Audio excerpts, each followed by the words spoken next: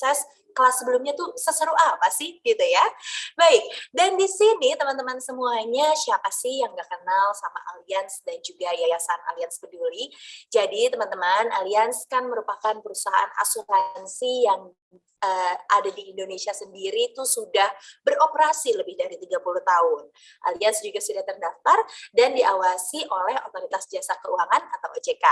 Dan Allianz Indonesia selalu berkomitmen dalam mendukung kegiatan edukasi literasi keuangan yang sejalan dengan strategi dari Otoritas Jasa Keuangan guna mewujudkan masyarakat Indonesia yang lebih cerdas dan inklusif dalam era keuangan digital. Sementara itu teman-teman, Yayasan Allianz Peduli adalah sebuah lembaga yang menjalankan tanggung jawab sosial dari Allianz Indonesia kepada masyarakat dan bergerak sebagai tulang punggung kegiatan CSR atau Corporate Social Responsibility Allianz Indonesia.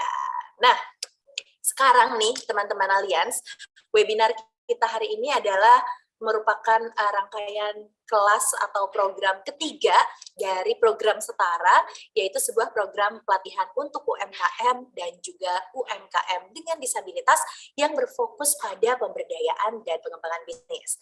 Program Setara merupakan program kerjasama antara Allianz Indonesia melalui Yayasan Allianz Peduli dengan platform edukasi kreatif, yaitu Lingkaran.co. Bagi teman-teman Allianz yang ingin terus mengembangkan ilmu tentang bisnis melalui program Setara ini, kami punya jadwal kelas selanjutnya loh. Nah, ini mungkin teman-teman bisa dicatat ya, jadwal Allianz yang berikutnya ini program Setara. Jangan lupa juga nanti pantengin Instagramnya Lingkaran.co dan juga Instagramnya Allianz Indonesia, atau bisa juga dilihat nih emailnya dan WhatsApp-nya ya. Jangan lupa daftar nih, ada beberapa program setelah ini yang kedepannya di tanggal 25 Agustus dan juga di tanggal 8 September nih teman-teman. Jadi bisa diikuti gitu ya, jangan lupa daftar pastinya, karena melalui program Setara ini teman-teman berkesempatan untuk memperoleh akses ke LMS Lingkaran selama 1 tahun. Wow, jadi masih bisa terus belajar nih di LMS-nya Lingkaran selama 1 tahun ke depan, dan juga akan ada sesi pendampingan serta pemberian modal usaha untuk UMKM terpilih ya.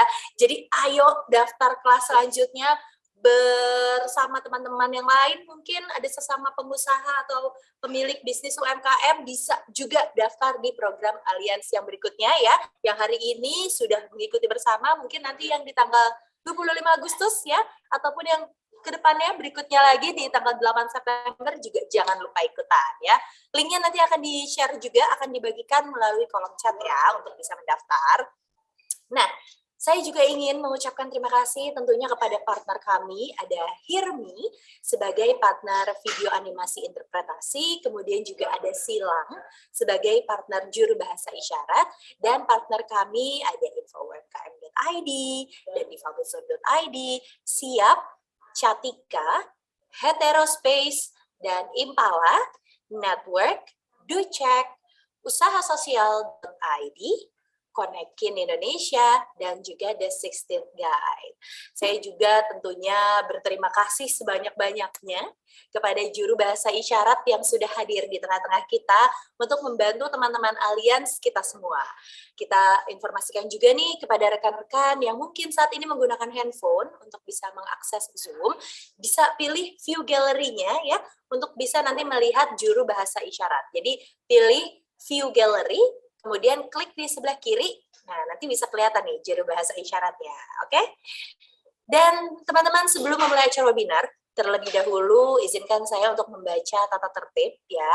Ini tata tertib selama kita mengikuti webinar Allianz Setara ini. Yang pertama, diharapkan teman-teman mengikuti instruksi yang ada, dan juga terima kasih kepada teman-teman yang berperilaku sopan dan saling menjaga suasana hati dalam acara webinar kita hari ini ya, supaya acara kita berjalan dengan lancar dan semua peserta dapat mengambil manfaat sebanyak-banyaknya dari webinar kita.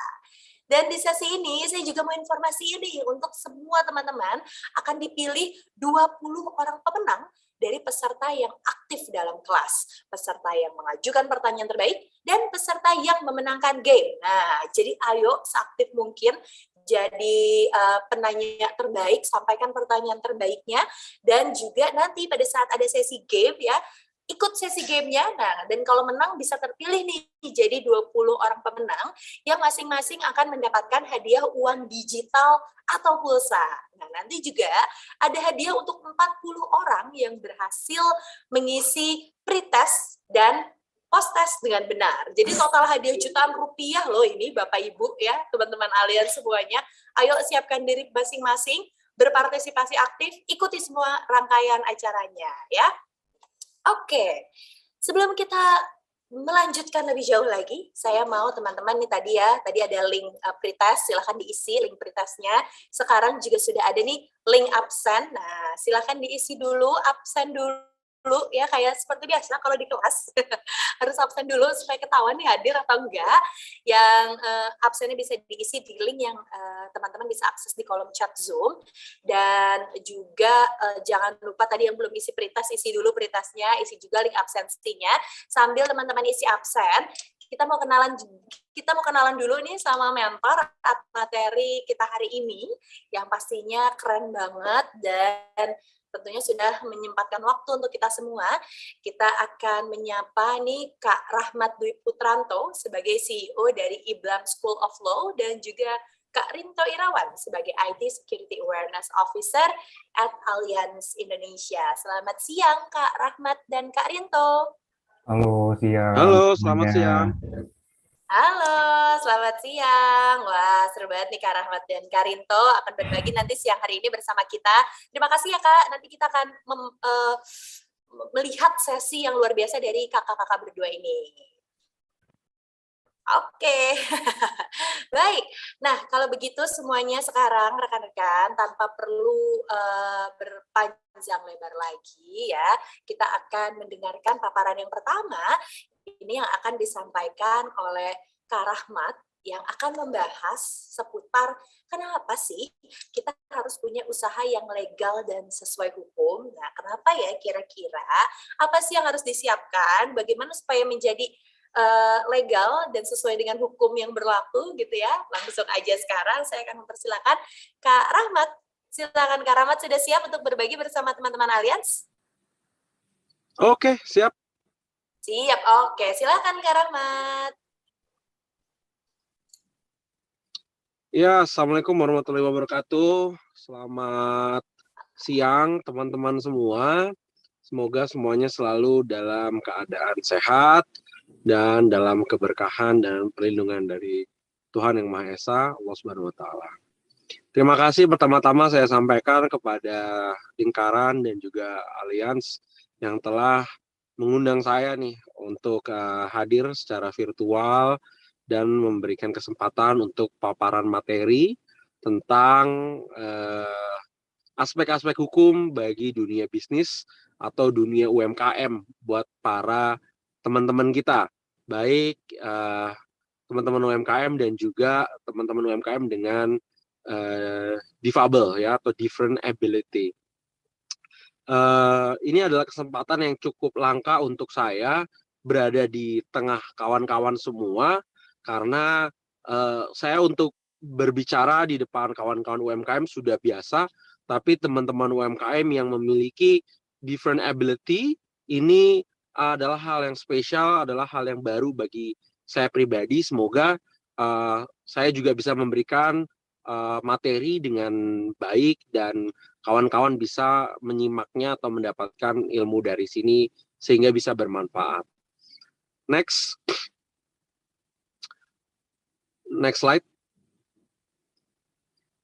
Ya, sebelum saya membuka pembahasan lebih jauh, saya ingin sampaikan bahwa dalam membangun suatu bisnis atau UMKM, kita tuh nggak boleh kecil hati ya kawan-kawan. UMKM itu ada singkatannya ya. UMKM itu singkatannya adalah usaha menengah kecil melejit. Nah, artinya walaupun usahanya itu menengah atau kecil, tapi bisnisnya atau omsetnya itu kita berharap bisa terus melejit ya. Jadi usaha kecil tapi melejit, UKM. Nah, kenapa ini saya sampaikan di awal? Karena tentu kita semua berbisnis dengan harapan apa? Dengan harapan bisa memberikan keuntungan, bisa membawa profit, bisa membawa kita ke dalam kehidupan yang lebih baik lagi. Dan kalau teman-teman sebagian teman-teman ini Muslim misalnya, ada hadis Nabi kan mengatakan bahwa 9 dari 10 rezeki itu adalah dari perdagangan. Nah, artinya kalau teman-teman ini udah bergerak di dunia bisnis, UMKM, insya Allah lah kalian ada di jalan yang tepat untuk membuka beragam pintu rezeki. Nah, namun pintu rezeki tersebut atau bisnis yang kita harapkan bisa memberikan kita keuntungan besar tersebut bisa jadi malah menimbulkan masalah, bisa jadi menimbulkan problematika apabila kita tidak memiliki fondasi dalam membangun bisnis yang aman. Kenapa saya gunakan kata aman? Karena keamanan dalam berbisnis adalah fondasi utama bagi kita bisa mendapatkan keuntungan di masa mendatang. Bayangkan, kita kalau asal berbisnis, asal membuka usaha, tentu gangguannya banyak ya teman-teman semua.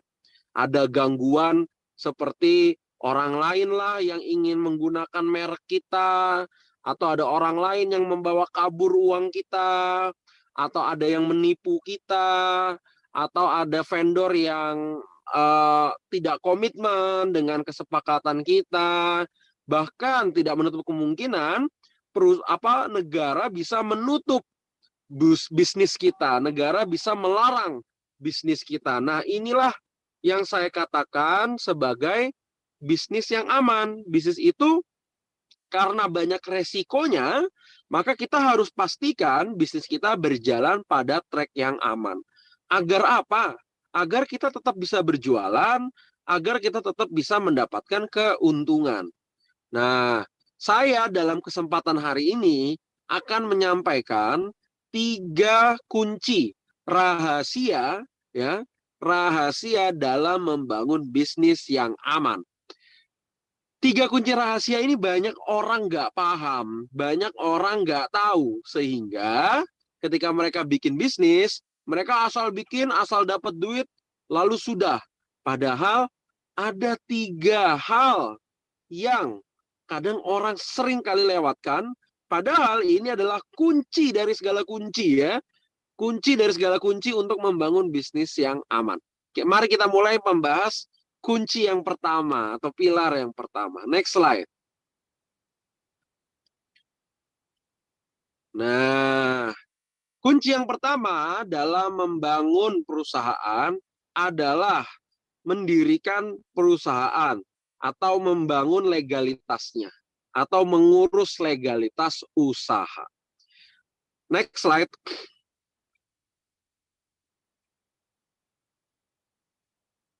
Nah, legalitas usaha itu ada banyak pilihan hukumnya bagi masyarakat Indonesia. Apalagi dengan adanya Undang-Undang Cipta Kerja, ada pilihan baru namanya PT Perseorangan, di mana kalian bisa membuat PT hanya dengan modal seorang diri, alias jomblo pun bisa bikin PT ya. Kalau dulu harus ada pasangannya, kalau sekarang jomblo aja bisa bikin PT, sendiri boleh bikin PT. Nah, PT ini adalah hanya salah satu bentuk yang teman-teman bisa pilih. Ada pilihan lain. Apa pilihan lain? Ada yang namanya koperasi, ada yang namanya yayasan, ada yang namanya CV, ada yang namanya firma, ataupun persekutuan perdata. Pilihan yang banyak ini tentu tidak semua orang pakai untuk bisnis UMKM. Yang paling tepat untuk UMKM itu apa? Satu adalah PT atau perseroan terbatas. PT ini kenapa kok cocok? Karena memang PT ini secara sifat alamiahnya adalah untuk usaha komersil. Makanya PT itu memiliki bidang usaha yang sangat banyak untuk teman-teman bisa lakukan. Ada lagi pilihan yang lebih sederhana adalah CV atau Commandeer Vennootschap gitu ya bahasa Belandanya. Nah, CV ini bentuk yang lebih sederhana daripada PT. Mereka punya sekutu aktif dan sekutu pasif, tetapi tidak memiliki lembar saham seperti layaknya sebuah PT. Dan secara kelamin hukumnya, PT adalah badan hukum, sementara CV adalah badan usaha. Artinya, secara di mata hukum, lebih aman pakai PT, karena PT badan hukum. PT itu memiliki lembar saham, di mana lembar saham tersebut menunjukkan jumlah proporsi kepemilikan perorangan atas suatu perusahaan. Misal teman-teman punya saham 50% di PT Indosat gitu. Artinya teman-teman memiliki hak terhadap pendapatan bersih perusahaan tersebut atau dividen perusahaan tersebut sebesar 50%, dan juga teman-teman berkewajiban menanggung kerugian dan permasalahan atas perusahaan tersebut sebesar 50%. Artinya kepastian hukumnya itu sudah sangat jelas diatur berdasarkan Undang-Undang Nomor 40 Tahun 2007. Tapi Pak Jokowi dalam pemerintahan periodenya, baik yang pertama maupun yang kedua, telah banyak mengeluarkan insentif-insentif perekonomian terbaru. Salah satunya ada di dalam Undang-Undang Cipta Kerja, yaitu adanya PT Perseorangan. PT Perseorangan ini sebenarnya bukan badan hukum, karena di dalamnya tidak mengandung norma-norma badan hukum dan tidak diatur dalam Undang-Undang Perseroan Terbatas dalam Undang-Undang 40 2007. Tetapi karena undang-undang ini adalah undang-undang sifatnya khusus atau bermetode omnibus law, ya, yang undang-undang cipta kerja, maka PT Perseorangan ini menjadi norma yang berdiri sendiri. Dia muncul untuk membantu para UMKM memiliki legalitasnya dengan biaya yang murah atau terjangkau. Dan dengan proses pendirian PT yang lebih sederhana. Nah, ini perlu kita apresiasi secara bersama karena ini adalah bentuk dukungan dari pemerintah terhadap maju dan berkembangnya UMKM. Tapi PT Perseorangan ini hanya sebagai bridging awal bagi teman-teman yang ingin memiliki legalitas usaha. Tapi saya katakan, ini tidak bisa dipakai untuk jangka panjang dan tidak bisa dipakai untuk mengembangkan bisnis hingga ke tingkat korporasi. Karena apa? Ini bukan badan hukum, tidak bisa juga dia menerima investasi, dan agak sulit rasanya untuk masuk ke berbagai bidang usaha. Karena berbagai bidang usaha yang kompleks, atau ketika kalian ingin bekerja sama dengan pemerintah sebagai vendor, mereka jarang yang menerima PT Perseorangan. Seringkali mereka terimanya adalah PT yang normal, PT yang biasa. Sehingga ini perlu jadi catatan. Nah, kenapa sih teman-teman harus punya PT? Ya, saya langsung kasih rekomendasi teman-teman bikin PT. Karena PT itu satu, memberikan kepastian hukum yang jelas. Karena dasar hukumnya jelas, kepemilikan saham dan kepemilikan atas suatu resiko itu juga jelas. Kalau ada kerugian, tidak ditanggung secara renteng, tidak ditanggung secara serampangan, tapi diatur secara proporsional sesuai dengan kepemilikan sahamnya. Lalu yang kedua, kalau Anda mau ikut tender-tender atau proyek bersama dengan pemerintah, peluangnya atau secara legalitas PT itu telah memenuhi syarat.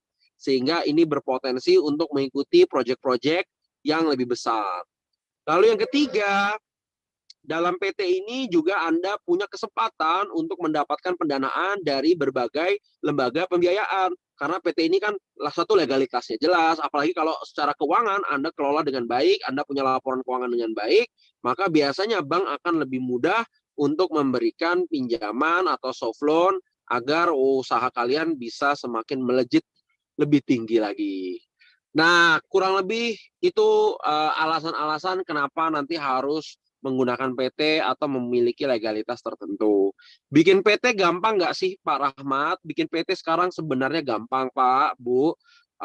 Anda tinggal buka aja di internet, ada yang namanya Legal Go, ada yang namanya konsultan hukum yang lain-lain, yang mereka bisa membantu membuatkan PT dengan biaya yang sekarang ini relatif lebih murah. Dulu itu bikin PT bisa biayanya sampai 20 juta.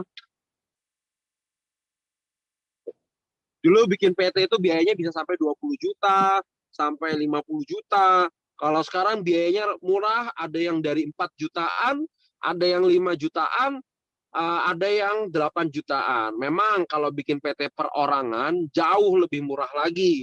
Ada yang cuma 500.000, itu sudah bisa bikin PT perorangan. Tapi aslinya kalau kita ngurus sendiri, biayanya bisa gratis 0% gitu ya. Bisa nggak ada biaya sama sekali kalau kita ngurus sendiri di OSS ya. Apa itu OSS? OSS adalah Online Single Submission atau platform tempat pemerintah mengurus dokumen-dokumen perizin. Jadi kita tuh sebenarnya kalau ngurus perizinan sekarang udah jauh lebih mudah karena pemerintah punya website yang bisa kita gunakan secara maksimal dalam mengurus izin. Apalagi untuk UMKM ada PT perorangan, itu lebih murah dan lebih mudah. Walaupun resiko-resiko hukumnya tadi sudah saya sampaikan ya. Memang jauh lebih aman pakai PT, tapi memang biayanya agak lebih mahal daripada PT perorangan. Tapi PT normal pun biayanya sudah jauh lebih murah dibandingkan 5-10 tahun yang lalu. Sehingga menurut saya ini adalah kesempatan yang baik kalau teman-teman lebih baik langsung membuat PT saja daripada nanggung bikin PT perorangan karena perlindungan hukumnya setengah-setengah. Nah, apakah bikin PT itu perlu ke notaris? Tentu kita membutuhkan dokumen akta notaris ya sebagai langkah awal dalam pendirian PT. Nanti setelah akta notaris beres, kita akan dikeluarkan yang namanya surat keputusan dari Kementerian Hukum dan HAM. Dari Kementerian Hukum dan HAM sudah keluar surat keputusan, nanti akan keluar bersamaan setelah itu adalah NPWP atau nomor pokok wajib pajak. Wah, kalau ada nomor pajaknya nanti kita langsung suruh bayar pajak atau bagaimana ini? Jangan tegang-tegang dulu ya. Kita bayar pajak itu hanya pada ketika kita melakukan suatu transaksi-transaksi yang masuk ke dalam objek pajak. Atau kita mendapatkan pendapatan dari suatu transaksi yang emang masuk ke dalam kriteria penerimaan pajak negara. Tapi kalau kita UMKM ini apakah semua-muanya harus bayar pajak? Ya memang kamu nggak bikin PT pun kamu harus bayar pajak gitu loh. Pajaknya berapa untuk UMKM? UMKM itu mendapatkan kekhususan dalam pembayaran pajak, yaitu sebesar 0,5% dari total omset kotor pada tahun tersebut. Artinya, misalnya omset kalian dalam 1 tahun itu 1 miliar gitu ya, maka 0,5% dikali 1 miliar. Kalau omsetnya cuma 100 juta, gimana Pak? Ya berarti bayar pajaknya mungkin sekitar 500 ribuan saja gitu. Itu kita lihat 0,5% dari gross omset. Nah, kalau setelah NPWP keluar, akan keluar yang namanya kita urus nomor induk berusaha atau NIB. Ya, nomor induk berusaha ini merupakan SIM card kalian, ya kan?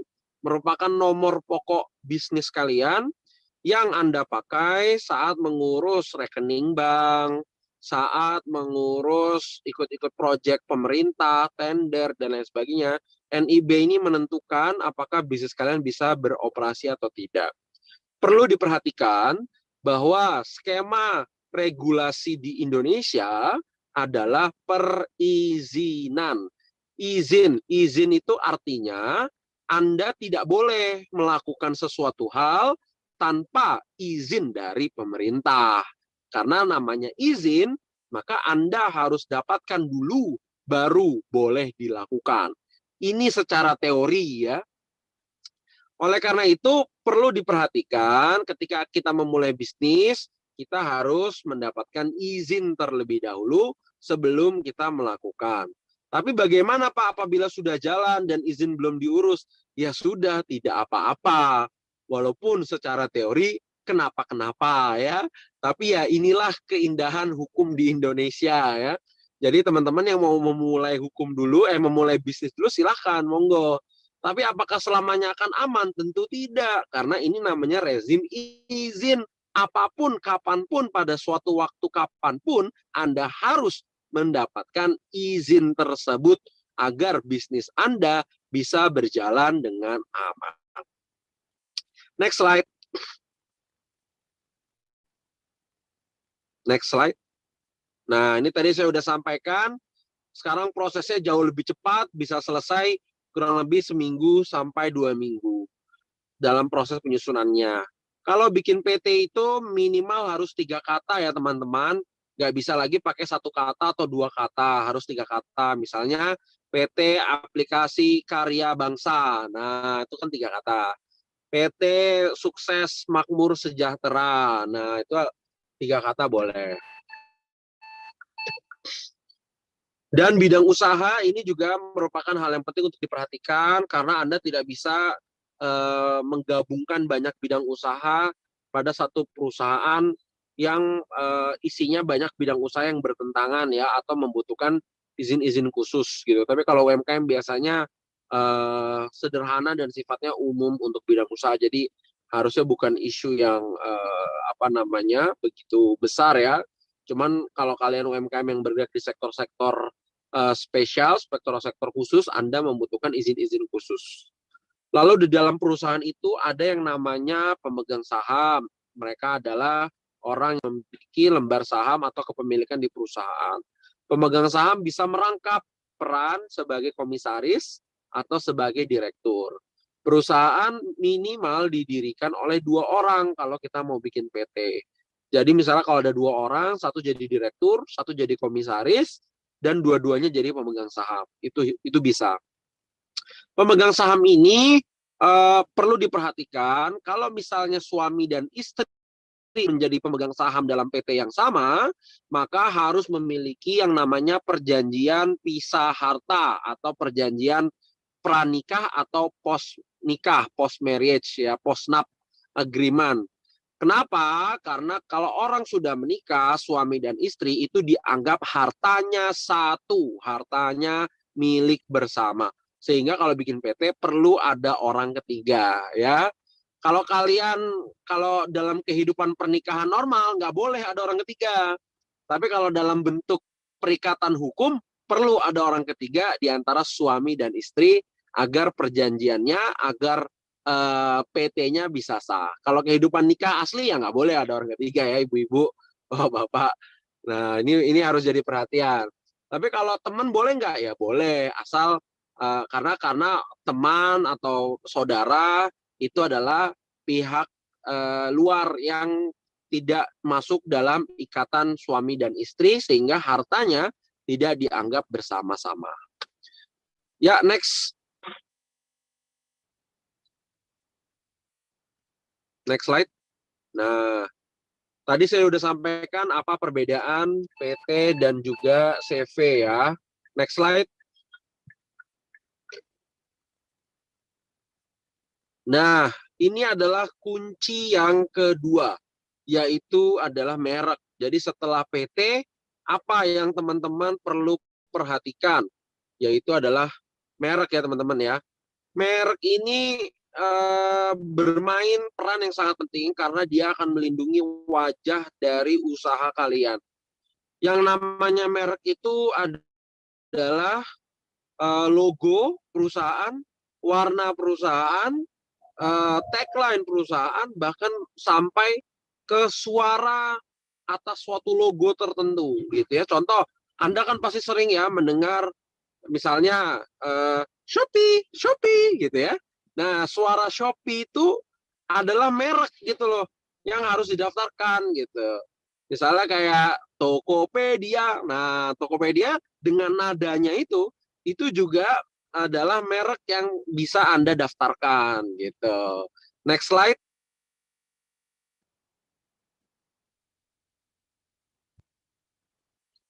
Kenapa Anda perlu mendaftarkan merek usaha Anda? Ya, satu, untuk mencegah dipalsukan. Kita mengetahui salah satu tantangan di dunia kreatif, tantangan di dunia bisnis bagi para UMKM atau kreatif ekonomi itu adalah plagiasi atau pemalsuan. Dan kita juga seringlah melihat banyak merek-merek itu dipakai oleh orang lain yang tidak bertanggung jawab. Untuk juga mencegah suatu brand dikatakan palsu, juga itu juga bisa meningkatkan kualitas prestis dari suatu brand. Nah, pendaftaran merek itu sangat menentukan keberlangsungan suatu UMKM. Kalau kalian tidak bikin PT, masih bisa ditoleransi karena bisnis itu memang bisa dijalankan secara sendiri dan secara perizinan bisa sendirian. Dan ngurusnya simple kalau PT perorangan. Tapi kalau Anda tidak urus untuk merek Anda, maka yang bermasalah adalah bisnis Anda secara operation gitu. Coba lihat berapa banyak merek-merek yang lagi bermasalah nih, yang malah akhirnya merugikan perusahaan tersebut. Contoh kasus yang lagi rame beberapa waktu lalu antara MS Glow dengan PS Glow. Persidangan dalam kasus tersebut kan sangat menarik ya untuk kita ikuti. Karena misalnya saat awal MS Glow itu kan kita rasa-rasa MS Glow inilah yang muncul pertama kali dan menjual produk skincare kepada masyarakat. Tak berselang lama, PS Glow muncul dengan menjual dalam kriteria yang sama. Lalu MS Glow marah-marah dan meminta pembatalan atas merek PS Glow tersebut serta menggugat PS Glow untuk membayar sejumlah biaya atas kerugian merek yang dimirip-miripin. Lalu ada putusan yang mengatakan bahwa MS Glow adalah pemilik sah terhadap suatu brand tersebut. Betul. Tapi akhirnya ada pendaftaran lagi terhadap PS Glow yang menyebabkan PS Glow ini mendapatkan celah bahwa MS Glow ini mendaftarkan mereknya pada bidang yang berbeda. Lalu sampai muncullah itu gugatan konvensi dan rekonvensi yang pada sederhananya mereka berdua saling gugat-menggugat. Yang pada pokok pengakhiran kasus kemarin adalah PS Glow dinyatakan sebagai pemilik yang sah terhadap merek tersebut. Dan MS Glow itu kalah dalam persidangan padahal dia sudah muncul duluan dan bahkan sudah jualan duluan. Kasus MS Glow versus PS Glow itu membuktikan bahwa apapun hasil keputusan di akhir, apabila Anda tidak cermat dalam mendaftarkan merek Anda akan diganggu dengan produk-produk lain, dengan orang lain, dengan nama yang dimirip-miripin. Sehingga yang rugi siapa? Yang rugi pengusahanya. Makanya tadi saya bilang, kalau Anda tidak cermat dalam membangun fondasi hukum dari suatu perusahaan, maka bisnis Anda ini jadi tidak aman loh. Nah, merek ini menjadi faktor penting dalam mengamankan bisnis. Selain itu, coba kita lihat, ada kasus Maichi, ya kan? Kasus Maichi ini mirip-mirip kayak MS Glow, PS Glow. Ribut antara kakak adik, ya kan? Adiknya daftarin duluan.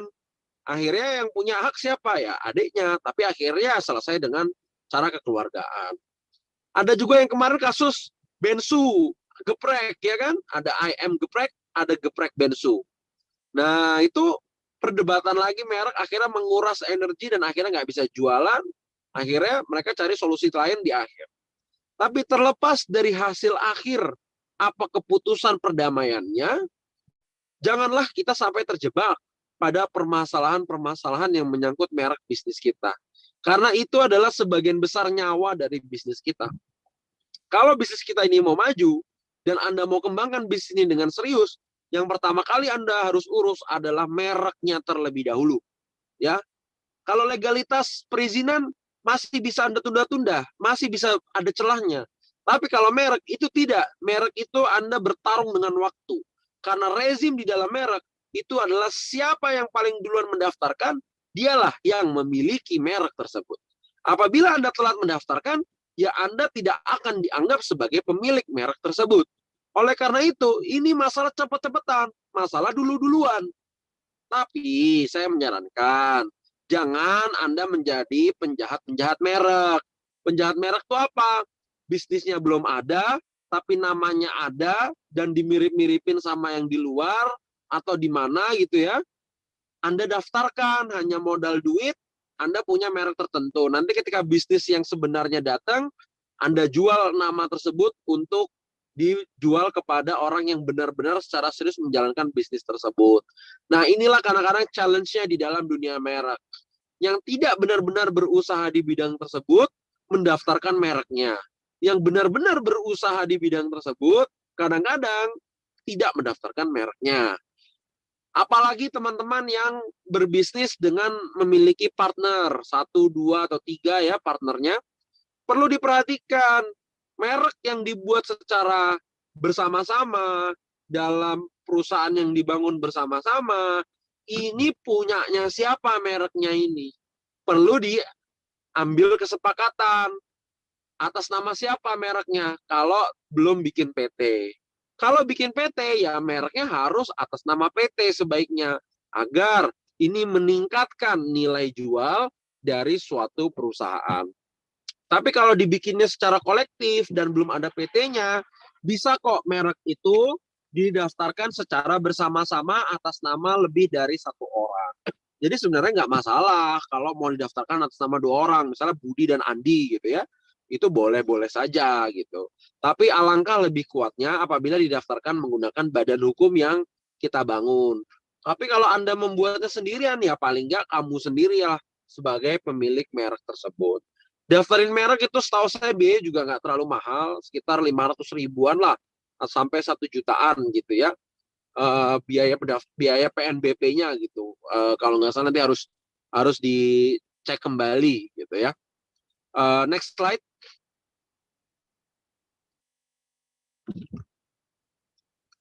Ya, ini beberapa kisah-kisah yang tadi saya sampaikan ya. Bahkan ada juga kasus yang namanya IKEA. Tahu nggak, IKEA itu saat masuk ke Indonesia, mereknya ini sempat bermasalah. Karena IKEA telah dimiliki oleh orang Surabaya. Nah, siapa di sini orang Surabaya nih? Saya juga orang Surabaya ya. Ada orang Surabaya yang mendaftarkan merek IKEA dengan singkatan Intan Katulistiwa Eka Abadi. Nah, bayangkan, bukan punyanya orang Swedia, tapi punya orang Jawa, orang Surabaya. Intan Katulistiwa Eka Abadi. Nah, ini kan karena masalah cepet-cepetan, ya, sehingga akhirnya IKEA membelilah, ada jalan tengah lah yang akhirnya mereka ambil sebagai solusi dalam permasalahan tersebut.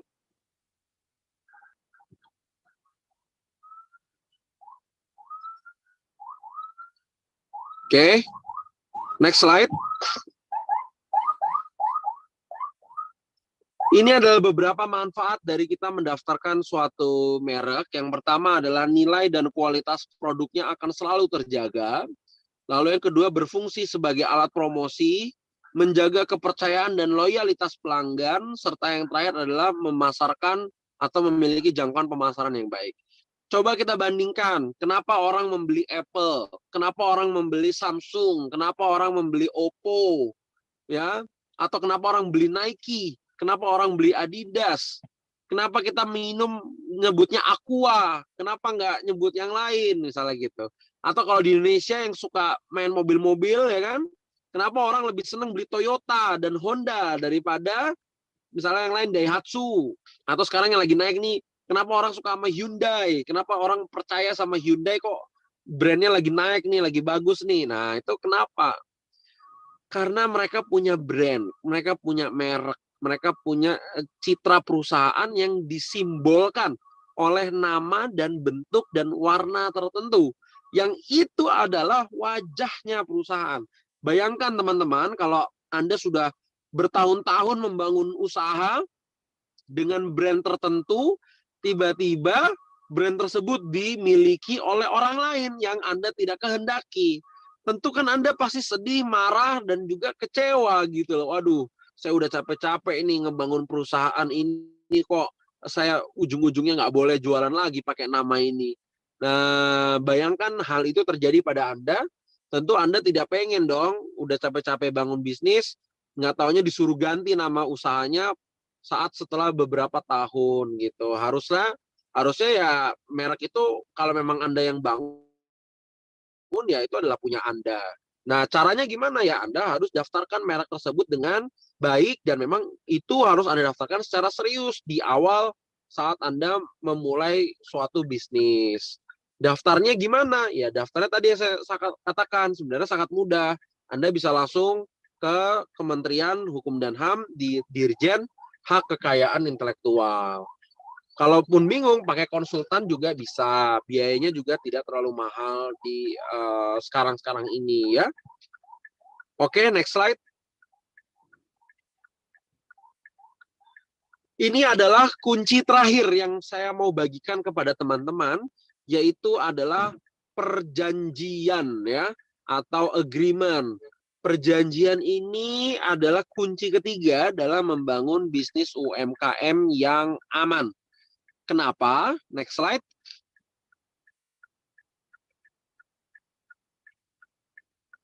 Oke, perjanjian itu Anda butuhkan karena itu akan melindungi hubungan Anda, melindungi kekayaan Anda, melindungi kepentingan Anda, membebaskan Anda dari kewajiban tertentu, dan menjamin kepentingan usaha Anda. Kita sama-sama paham, dalam membangun bisnis, itu tidak mungkin sendirian. Anda butuh partner, Anda butuh vendor, Anda butuh klien, Anda butuh mitra-mitra atau stakeholder yang bisa membantu mengembangkan bisnis Anda. Yang namanya hubungan manusia, itu nggak pernah ada yang mulus. Kita di dalam keluarga saja pasti ada ribut-ributnya. Apalagi sama rekan kerja, rekan bisnis, pastilah nanti akan ada ups and down-nya. Akan ada goncangan-goncangannya. Oleh karena itu, sebelum goncangan-goncangan tersebut meruntuhkan bisnis saudara, sebelum goyangan-goyangan itu menghancurkan bisnis saudara, maka perlu dibuat perjanjian, dibuat kesepakatan, dibuat dokumen hitam putihnya. Nah, kadang kita ini males ngurus-ngurus kayak begitu. Dianggap perhitungan, dianggap nggak ikhlas, dianggap ngeribetin, dianggap pelit, dan lain sebagainya. Tapi saya boleh sampaikan, keributan yang Anda dapatkan saat mengurus bisnis, itu pilihannya cuma di awal, atau di tengah, atau di akhir saja. Udah itu, ribut itu. Ribut dalam bisnis itu sudah pasti ada. Ya, saya sampaikan kepada teman-teman semua. Ribut-ribut dalam membangun bisnis itu pasti ada. Tinggal pilihannya di awal apa di akhir, atau di tengah. Kalau mau di akhir, nggak usah pakai perjanjian, nggak usah ngomongin kesepakatan, pokoknya yang penting jalan, yang penting maju, yang penting eksekusi. Itu udah pasti dan sohih akan ributnya di akhir. Itu udah pasti. Tapi kalau mau diomongin di depan semuanya, paling ributnya di awal. Ribut di awal itu apa maksudnya sih, Pak? Ribut di awal itu debat-debat. Debat-debat, saling mengkritisi, menanyakan tentang hak dan kewajiban. Itu paling kita ributnya di awal doang. Tapi setelah itu, udah beres. Habis itu kita bisa strict sama kesepakatan yang telah kita buat. Tapi kalau itu semua nggak dibahas di depan, ya tunggu aja nanti di akhir saat bagi-bagi duit. Masalah atau enggak? Saya sampaikan, permasalahan dalam bisnis itu akarnya cuma dua biasanya. Saat ada duit dan saat tidak ada duit. Nah, itu aja masalahnya. Saat tidak ada duit bermasalah, ribut. saat ada duit bisa ribut juga. Inilah realita bisnis ya. Pas lagi nggak ada duit, ribut. Gimana sih? Kok lu nggak kerja? Kok lu nggak dagang? Gue udah modalin, kok masih nggak ada duit? Kok rugi? Nah, itu ributnya. Kalau duitnya lagi banyak, ribut juga. Kok lu dapat, kita omset 1 miliar, kok aku cuma dapat segini? Kok kamu dapat lebih besar? Kok aku nggak segitu uangnya? Nah, ini kemana uangnya? Nah, ribut lah. Kok uangnya diambil? Kok ada penggelapan? Kok ada penipuan? Padahal uangnya ada. Nah, jadi ini saya sampaikan, ribut-ribut dalam bisnis itu sudah pasti ada. Antara pas nggak ada uang atau pas uangnya berlebih. Makanya cara untuk meminimalisir suatu resiko-resiko tersebut adalah pakai dokumen perjanjian untuk meminimalisir resiko. Saya mau sampaikan, nggak ada perjanjian aja bisa masalah. Apalagi ada. Gitu loh ya. Sama, nggak ada perjanjian aja, itu udah pasti masalah. Kalau ada perjanjian, ada masalah nggak? Tetap bisa ada masalah. Tapi dengan adanya perjanjian, mencari solusinya jauh lebih mudah. Ketika ada mau masalah pun, bisa diminimalisir resikonya. Relatif bisa lebih kita cegah. Karena kita bisa menegaskan kepada para pihak, kalau, ingat loh, kita udah ada kesepakatan loh ya, nggak boleh A, nggak boleh B, nggak boleh C. Nah, kalau ada perjanjian enak, kita tinggal balikin ke perjanjian. Misalnya, Pak, saya mau kontrak Anda dengan beli beras selama 1 tahun, harganya 10.000. Nggak taunya nanti harganya naik terus. Nah, harganya naik, lalu di perjanjian ada pasal yang mengatakan harga tidak boleh diubah sewaktu-waktu selama perjanjian berlaku. Artinya ketika harga naik harga turun harga sudah dikunci ke supplier dengan harga 10.000. Kalau nggak ada perjanjian, pasti nanti supplier akan naikin harga sesuka hati dia. Dia mau 15.000 dia mau 20.000, suka-suka dia, orang gue yang punya barang. Nah, kayak gitu. Makanya kita butuh perjanjian untuk memastikan tidak ada masalah-masalah di kemudian hari, atau ketika kita punya kepentingan tertentu, kepentingan itu bisa terlindungi dengan baik oleh adanya perjanjian. Next slide.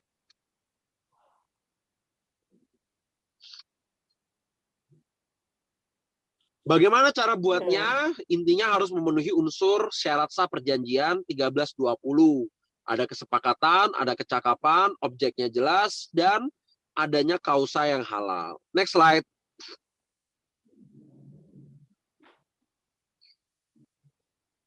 Oke, saya berikan kesimpulan di akhir, biar nanti kalau ada kita mau diskusi lebih banyak. 3 kuncinya yaitu adalah pendaftaran merek, buat perjanjian, dan kita bikin legalitas usaha yang jelas, perizinan yang jelas dengan menggunakan PT. Saya yakin kalau 3 kunci ini kita laksanakan, bisnis aman, salesnya lancar. Mungkin itu yang bisa saya sampaikan dalam kesempatan siang hari ini. Semoga bermanfaat. Nanti apabila ada pertanyaan, silahkan dibantu oleh moderator yang bersangkutan. Terima kasih semuanya. Wassalamualaikum warahmatullahi wabarakatuh. Waalaikumsalam warahmatullahi wabarakatuh. Terima kasih Kak Rahmat, luar biasa ya. Ini tadi sudah disampaikan, jadi adanya perjanjian, sudah berbadan hukum PT gitu ya, itu sudah pasti di awal bisnisnya jadi lebih lancar gitu. Tadi tinggal pilih aja ya katanya ya Kak Rahmat ya, mau ributnya di awal, di tengah, apa di akhir gitu. Wah ini informasi yang pasti bermanfaat untuk teman-teman Allianz. Semoga jadi dorongan nih untuk teman-teman teman-teman Allianz gitu ya. Saya agak singkat jadi teman-teman. Teman-teman Allianz yang tadi sudah mendengarkan, dan tadi juga banyak sekali nih Kak Rahmat pertanyaan yang sudah muncul di kolom chat gitu ya. Yang bertanya kalau udah punya NIB aja apa cukup, atau kalau kita perusahaan makanan PIRT apa perlu sudah ada izin PIRT-nya, apakah perlu jadi PT gitu. Luar biasa itu, nanti mungkin bisa sambil kita jawab-jawab juga sambil kita membacakan dulu nih Kak Rahmat 3 pertanyaan yang terpilih, karena sekarang kita memasuki sesi tanya jawab di mana tadi banyak sekali pertanyaan yang sudah masuk, yang sudah dibantu oleh tim panitia untuk bisa dipilihkan 3 pertanyaan terbaik, yang nantinya pertanyaan yang terpilih ini akan memperoleh hadiah berupa saldo dompet digital sebesar Rp50.000 untuk masing-masing orang. Wah, seru banget nih ya. kasih pertanyaan, dapat jawaban, dan dapat hadiah juga. Langsung aja, Kak Rahmat, kita coba bacakan ya mungkin pertanyaan yang pertama. Dari Kak Ari Budiman, apakah memang UMKM itu perlu bentuk PT dan adakah klasifikasi untuk usaha-usaha yang menggunakan PT? Silakan Kak Rahmat. Oke, apakah UMKM itu perlu banget bikin PT? Kalau dalam konteks saya sebagai konsultan hukum, saya akan sampaikan ke teman-teman bahwa kalian perlu banget untuk bikin PT. Ya, karena PT memberikan kepastian hukum atas usaha teman-teman, Anda bisa scale up atau Anda bisa melejit usaha teman-teman kalau Anda menggunakan basis badan hukum yang tepat. Tapi kalau Anda tidak punya legalitas dan badan hukum yang tepat, Anda akan susah untuk mendapatkan proyek-proyek besar, nilai-nilai transaksi yang besar, itu Anda akan terhambat, sehingga potensi scale up-nya akan sangat susah. Tapi kalau saya sebagai seorang pengusaha, saya akan katakan tergantung pada omset bisnis Anda. Kalau omset bisnis Anda ini masih 100 jutaan dalam 1 tahun gitu ya, masih skala sangat-sangat mikro, Anda sebaiknya bikin PT perseorangan terlebih dahulu, di mana di situ Anda paling tidak punya legalitas, tapi modalnya tidak mahal, dan Anda bisa trial dulu, ya kan, pakai PT perseorangan. Nanti ketika mungkin bisnis sudah semakin berkembang, ya Anda harus keluar biaya lagi untuk membangun PT yang serius, PT yang normal. Nah, ibaratnya seperti itu. Tinggal pilihannya itu aja. Anda mau berinvestasi seserius apa untuk bisnis Anda. Ketika Anda seserius itu mau mengembangkan bisnis, saya akan menyarankan sebaiknya bikin PT. Tapi kalau mau coba-coba, nggak usah bikin PT pun nggak apa-apa. Perseorangan jalan pun nggak ada masalah. Kurang lebih seperti itu, Mbak Linda. Semoga menjawab. Kalau ada yang belum terjawab, infokan pertanyaan. Baik, Kak Rahmat. Pokoknya intinya kalau memang mau diseriusin usahanya, mau sekecil apapun, sebaiknya bikin PT, begitu ya, Kak Rahmat ya. Bisa dimulai dari PT perseorangan dulu kalau memang tadi masih kecil omsetnya, begitu. Tapi nanti ke depannya ya perlu dikembangkan sebagai ya PT yang secara utuh, begitu ya Kak ya. Jadi memang direkomendasikan agar ke depannya tidak ada ngurus 2-3 kali gitu ya Kak ya. Oke, baik. Semoga terjawab, Kak Ari. Berikutnya, pertanyaan kedua dari Arya Kopi Gandos. Waduh.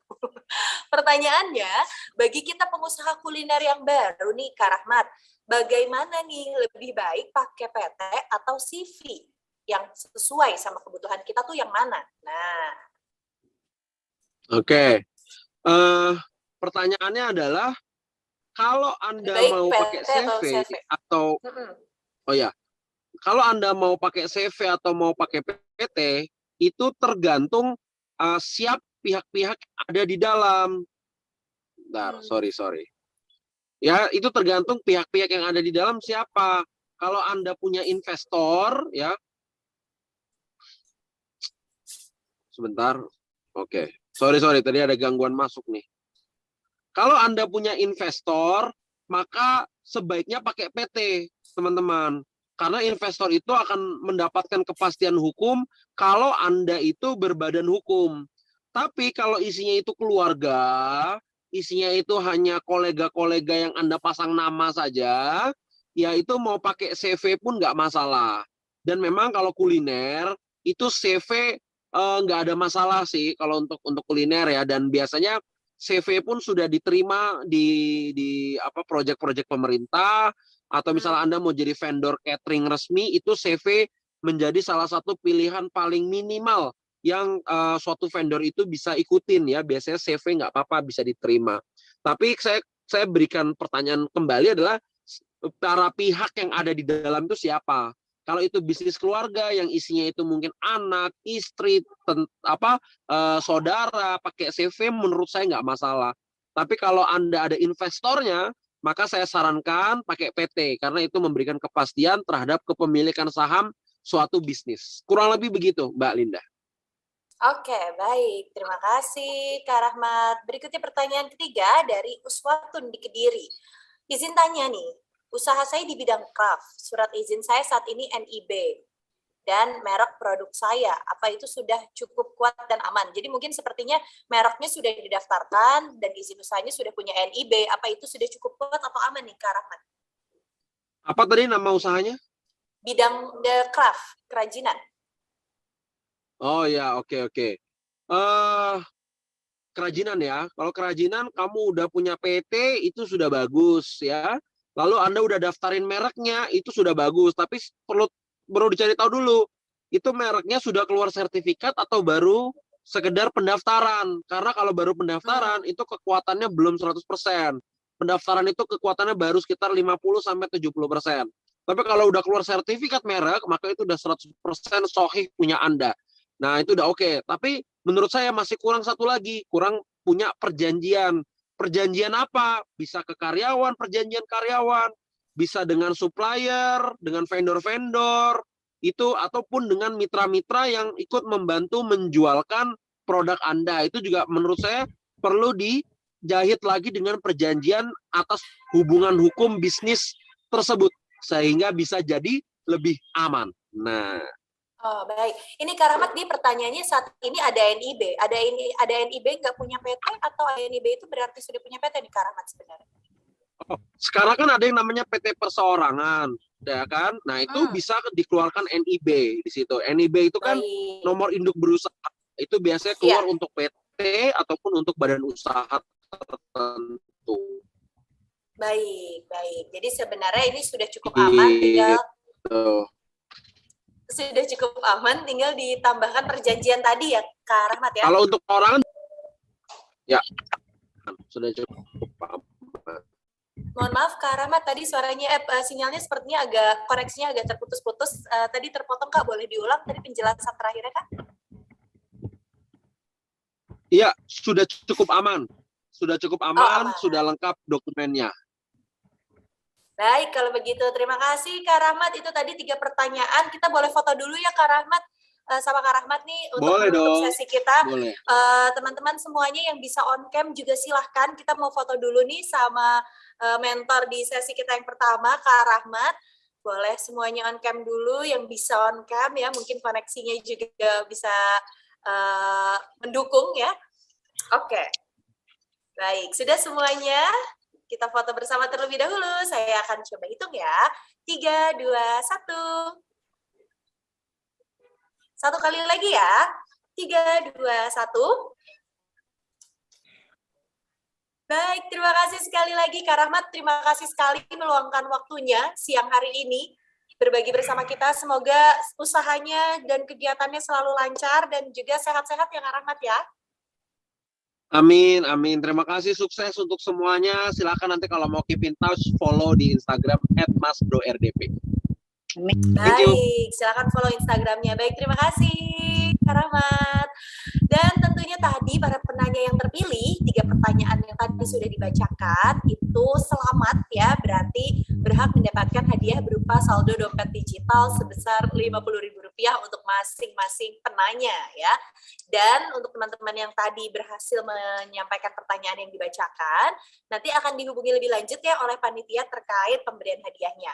Kalau tadi yang disebutkan namanya, penanya yang terpilih, itu berasal dari penanya yang mengikuti webinar ini dari YouTube, silahkan menghubungi Instagram lingkaran.co ya, untuk bisa mengklaim identitasnya, supaya kita bisa mengkoordinasikan pemberian hadiah. Dan sebelum kita melanjutkan nih ke pemaparan materi kedua, teman-teman, ini jam-jamnya mengantuk, jam-jamnya lemes.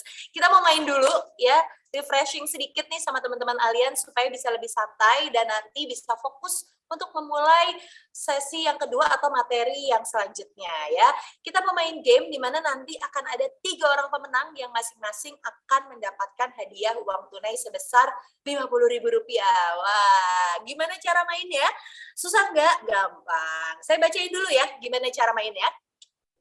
Oke, jadi permainan ini terdiri dari 2 babak. Babak pertama, teman-teman akan main tebak kata. Jadi nanti akan ada pertanyaan, ditebak katanya gitu ya, kata di titik-titiknya gitu. Nanti setelah ditebak, kalau yang paling benar, nah tapi dipilih juga yang paling benar dan paling cepat gitu ya. bisa dijawab juga, nanti pertanyaan dijawab juga di kolom chat Zoom.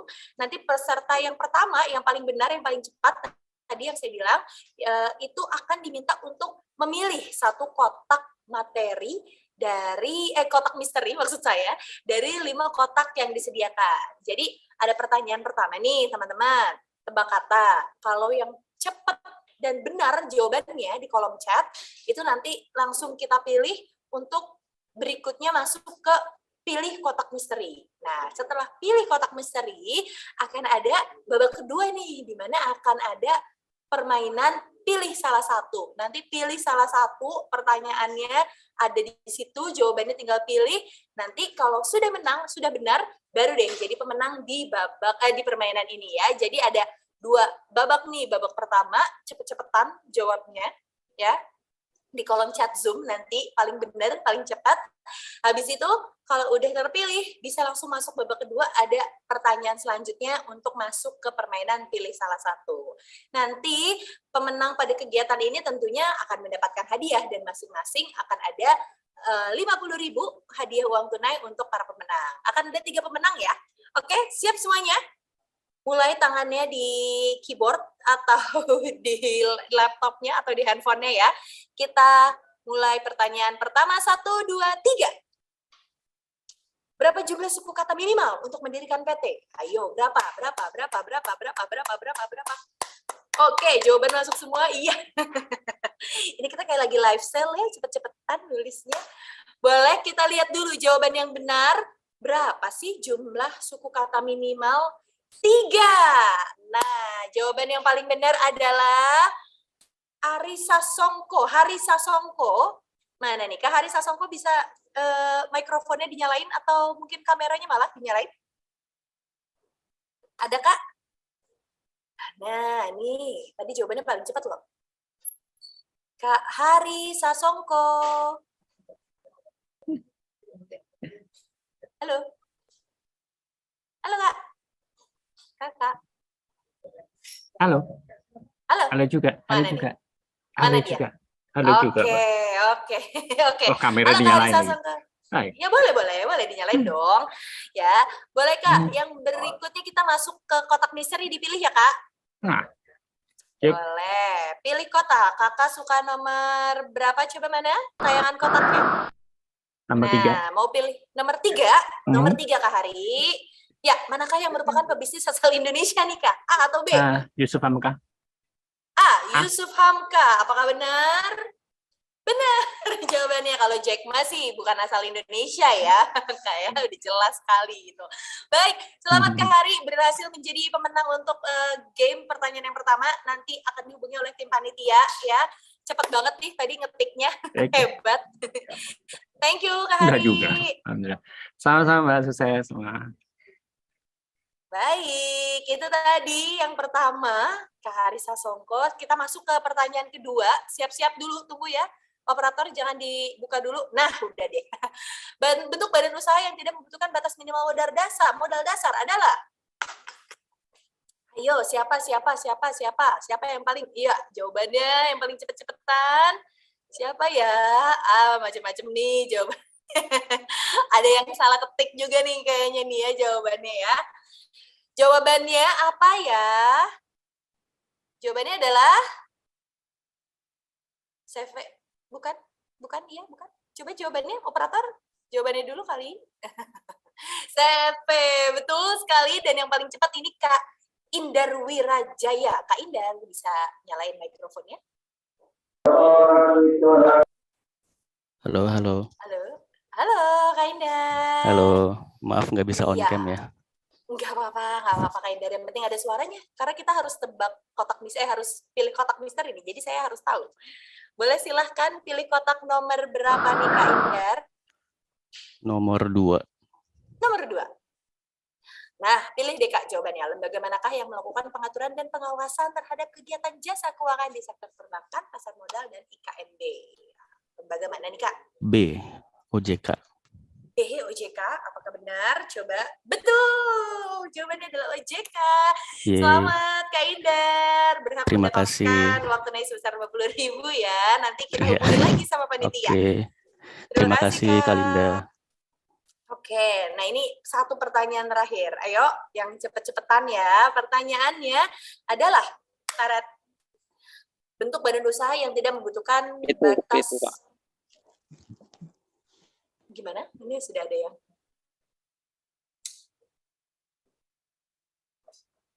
Halo? Oke, nggak ada suaranya ya. Oke, ini tebak kata nomor 3.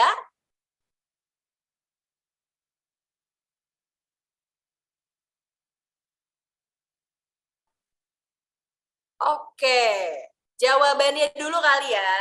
Coba kita lihat jawabannya. Kenapa? Oke, sebentar, tunggu dulu. Jangan dipilih kotak, belum ada kotaknya. Kita mau ulang pertanyaan nomor 3 ya. Sebentar, sorry, ini pertanyaannya di... Nah, tadi kayaknya salah nih. Ini harusnya tebak kata nomor 3. Tadi tebak kata nomor 2 berarti ya harusnya. Berarti kita, boleh operator soalnya... Gimana? Oke, jadi sayangnya karena ada kesalahan teknis ya, tadi harusnya pertanyaan yang ketiga itu untuk pertanyaan yang kedua, tapi malah jadi pertanyaan kedua untuk pertanyaan ketiga. Nanti supaya adil mungkin kita bisa bikin satu pertanyaan kali ya Kak ya, operator, untuk di akhir supaya ada satu pertanyaan yang bisa dikasih hadiahnya ke para peserta. Terima kasih sekali lagi para peserta yang sudah bergabung. Tadi Kak Hari dan Kak Indar selamat sudah menjadi pemenang. Jangan khawatir, yang lain juga masih punya kesempatan ya untuk bisa mendapatkan hadiah uang tunai, saldo digital, dan pulsa senilai jutaan rupiah ya. Jadi silahkan langsung aja maksudnya silahkan terus masih aktif berpartisipasi karena masih banyak kesempatan untuk teman-teman semuanya. Oke, sekarang teman-teman Alliance pastinya udah lebih semangat lagi. Tadi sedikit diajak mikir ya. Semoga bisa fokus untuk mendengarkan materi selanjutnya. Kalau tadi kan Kak Rahmat sudah membahas pentingnya legalitas dalam sebuah bisnis. Selanjutnya kita akan dengerin nih paparan dari Kak Rinto tentang pentingnya keamanan cyber bagi bisnis. Apalagi kalau bisnis kita bergerak di dunia digital. Langsung aja saya mengundang nih Kak Rinto. Kak Rinto sudah siap? Halo. Halo Kak. Apa kabar semuanya? Baik, oke deh. Karinto, gimana sudah makan siang, Kak? Sudah. Udah dong ya, udah jam 3, ini bukan makan siang lagi. Udah tinggal nyemil sorenya ya, Karinto. Ya. Silakan Karinto, materinya bisa disampaikan. Oke, thank you Kak Linda. Oke. Halo semuanya teman-teman yang udah join ya. Terima kasih dari awal sampai sekarang ya, sesi 2 masuk. Oke, tema hari ini pembahasannya terkait keamanan cyber untuk UMKM. Mungkin sebelum kita masuk ke materi utama, aku ingin menyampaikan ya, keamanan cyber itu adalah suatu bentuk yang memang bisa dianggap untuk zaman sekarang menjadi salah satu pertimbangan ya dalam memulai bisnis. Karena sekian majunya teknologi, pasti banyak juga skema-skema ataupun bentuk-bentuk kecurangan yang dilakukan oleh oknum yang tidak bertanggung jawab, yang akhirnya dapat merugikan seseorang ataupun badan usaha tertentu. Oke, sebelum kita boleh next slide maksudnya. Oke, next slide. Topik pembahasan kita kali ini ada beberapa poin ya, yaitu ada 5 terkait konsep dasar keamanan digital. Sebenarnya siapa sih yang harus melakukan keamanan digital itu sendiri dan dari mana dan kenapa gitu kan? Konsepnya seperti apa yang dianggap sebagai penting bagi pihak UMKM gitu ya, pelakunya gitu. Terus yang kedua, pentingnya membangun keamanan digital dalam menjalankan bisnis. Sepenting apa sih sehingga mempengaruhi nggak sih memang untuk kita mulai usaha gitu untuk keamanan digital atau seperti apa ya gitu kan. Yang ketiga adalah pentingnya memiliki privacy pentingnya pelindungan privacy terhadap customer gitu kan, dalam menjalankan bisnis itu seperti apa sih gitu kan, harus bagaimana dan siapa yang harus memulainya gitu kan. Terus strategi membangun keamanan digital dalam menjalankan bisnis gitu. Yang terakhir ada resiko menjalankan bisnis tanpa keamanan digital. Oke, next slide. Oke, Kita masuk ke topik pertama, konsep dasar keamanan digital. Mungkin bagi sebagian para peserta ya udah mengenal terkait dengan apa itu IT, apa itu digitalisasi dan proses lain sebagainya gitu. Yang notabene-nya mungkin zaman sekarang pihak-pihak bisnis ya pembisnis itu udah mulai kayak mengenal media promosi melalui digital seperti sosial media, internet dan lain sebagainya. Di sini ada gambar siapa sih dia? Ada Gustavus Simon, yaitu adalah bapak kriptografi. Dia mencetuskan suatu pernyataan terkait dengan keamanan cyber, yaitu ada suatu bentuk konsep dan upaya dalam memberikan perlindungan terhadap aset dan informasi digital yang dimiliki oleh setiap orang atau kelompok. Jadi itu dasar-dasar yang menurut para ahli lah ya, gitu kan. Sedangkan secara umum cyber security itu dikenal sebagai tindakan untuk melindungi sistem jaringan dan program dan segala digitalnya, serangan digital gitu.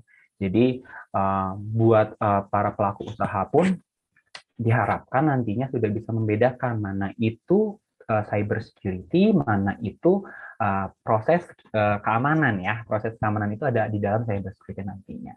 Oke, boleh next slide. Oke. Nah, tadi Mas Rinto kira-kira penting nggak sih gitu kan ya untuk mengetahui gitu bagi pelaku bisnis ataupun UMKM dalam memulai bisnis nantinya gitu ya. Ini bukan dari bisnis kecil aja, mikro, menengah dan lain sebagainya gitu. Berlaku untuk semua jenis bisnis sebenarnya untuk keamanan ini. Cuman kapan gitu? Kapan harus kita mulai mengerti terkait dengan keamanan gitu ya. Pertama, pertimbangkan kapannya tuh pertimbangkan proses keamanan data dan informasi bisnis Anda saat mulai bisnis. Jadi, mau usaha Anda itu masih kecil, mikro, dan lain sebagainya, beda dari hal legal ya. Kalau ini dari hal yang mungkin kita mau mulai suatu bisnis ya, kita harus pertimbangkan dulu. Gitu. Contohnya seperti apa sih nanti aku jelasin di bagian who. Nah, who siapa gitu? Siapa yang harus melakukannya? Ya kan? Siapa yang harus mengerti gitu kan? Siapa yang harus mewaspadai gitu kan? Itu ada satu pelaku bisnis. Kita sebagai pelaku bisnis ya, misalnya UMKM ataupun kita sebagai customer, ya kan? Customer pelaku bisnis memang bisa nggak sih Mas itu jadi customer? Bisa. Misalnya cari penyedia pemasok dan lain sebagainya, bahan-bahan tertentu dan sebagainya. Kita kan menjadi customer juga kan gitu. Dan pihak pendukung bisnis Anda, contoh pemasok modal ataupun pendanaan dan lain sebagainya gitu. Pihak-pihak inilah yang harus memahami gitu kira-kira keamanan digital bagi aku pentingnya apa ya sebagai pelaku bisnis gitu kan. Oke, kita bisa tahu kira-kira kedepannya kalau ada penipuan, kalau ada namanya iming-iming terkait dengan omset yang luar biasa bagus gitu ya dari proses yang diberikan, dari aplikasi yang diberikan, ataupun dari promosi berbentuk kayak dari mulut ke mulut gitu kan. Pernah dengar ya kalau usaha tuh biasanya dari oke pakai ini aja deh kayaknya bagus gitu dan sebagainya. Itu akan dibahas nanti siapa dan bagaimananya. Terus kenapa mencegah terjadinya hambatan dalam menjalankan bisnis dari kerusakan akibat serangan cyber. Seperti dijelaskan, kita namanya manusia ya, tidak lepas dari namanya hilaf ataupun salah. Nah, untuk mencegahnya bagaimana? Kita harus tahu dulu keamanan kita, gitu kan. Contoh sebagai pelaku bisnis, kita bisa melakukan, contoh kita masih pakai telepon Mas Rinto, smartphone pribadi buat kepentingan usaha misalnya. Oke, yang gampangnya harus apa ya? Oh, kita pisahkan misalnya buat account sosial media pakai email sendiri. Kalau aku menyarankan, oke, saat kita mau pakai suatu proses bisnis yang digitalisasi, kita pisahkan dulu ada email, ada nomor telepon misalnya ya. Kita pisahkan email mana untuk kebutuhan usaha, mana email untuk kebutuhan pribadi ya di luar itu misalnya. Di dunia pribadi lah misalnya gitu dan sebagainya. Kita harus pisahkan agar kedepannya kalaupun ada email yang masuk, ada proses engagement ke pihak tertentu, kita sudah bisa memfilternya terlebih dahulu di depan. Itu salah satu tahap digitalisasi yang memudahkan dan mencegah lebih mudah tidak terserang serangan cyber itu. Seperti itu. Terus nomor telepon pun sama gitu dikhususkan gitu. Mulai dari kecil kita bisa menjadi besar atau kita tahu mana poin yang harus disesuaikan dan tidak. Terus how? Pahami bahaya serangan cyber bagi keberlangsungan bisnis. Kalau kita udah paham, kita pasti akan waspada ya. contoh, mungkin pernah dengar penipuan berbasis telepon, misalnya ya. Misalnya minta pergantian nomor rekening, sedangkan nomor rekening itu adalah nomor rekening untuk kita usaha, misalnya kan, pemblokiran dan lain sebagainya. Itu kan salah satu bentuk kejahatan yang mungkin bisa mengancam bisnis kita. Atau penipuan terkait dengan proses yang apa namanya aplikasi, terus pendanaan, pihak pendana dan lain sebagainya. Banyak sekali jenis seperti itu. Jadi bagi pelaku UMKM kadang berpikir, kira-kira perlu nggak sih kita paham, atau kalau kita tahu terlalu jauh nanti kayaknya nggak bakal mulai usaha. Tidak gitu. Justru kata Mas Rahmat tadi, kalau emang kita mau fokus untuk namanya usaha, ya kita harus punya legalitas dan lain sebagainya. Begitupun dari segi apa namanya keamanan dan lain sebagainya, dari digitalisasinya ya. Kita harus benar-benar ready dan siap gitu.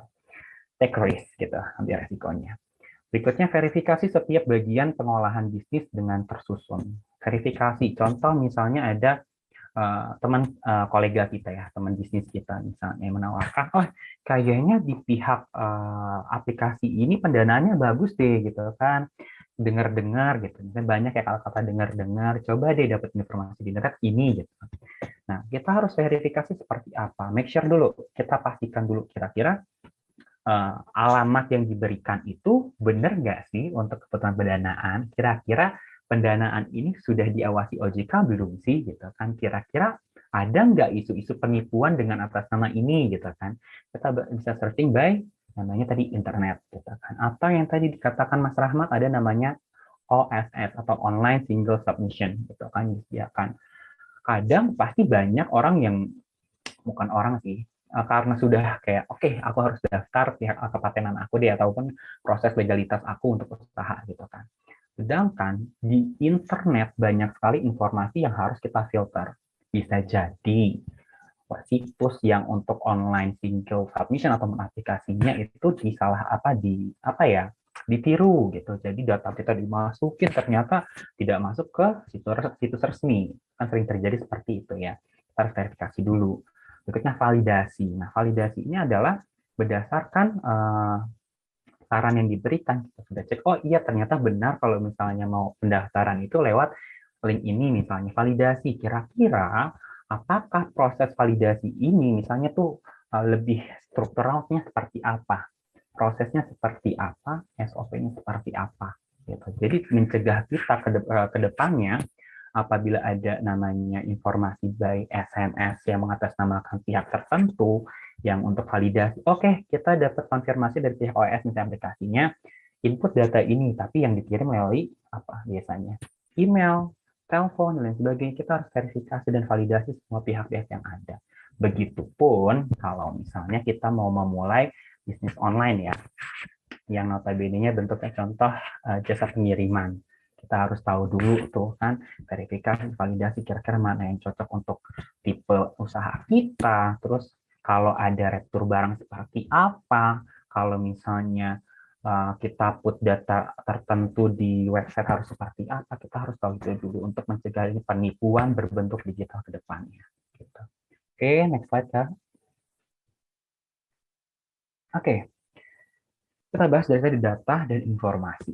Oke. Sebagai pelaku usaha, kita harus paham juga data dan informasi. Sebagai pelaku usaha itu apa sih? Harfiahnya, data itu merupakan fakta mentah yang belum diolah dari satu individu, instansi, dan sejenisnya. Dalam hal ini seperti merek dagang, identitas usaha. Ya kan, seperti tadi dibilang data. Ini belum diterbitin misalnya datanya ya. Ini merek dagangnya itu masih kita yang desain gitu kan. Ini dalam konteks baru kita skema bikin, terus kira-kira konsepnya seperti ini dan lain sebagainya, itu identitas usaha. Terus mau didaftarin lah untuk hak paten gitu kan, ataupun tadi mau lain sebagainya gitu kan. Nah, itu bisa jadi informasi.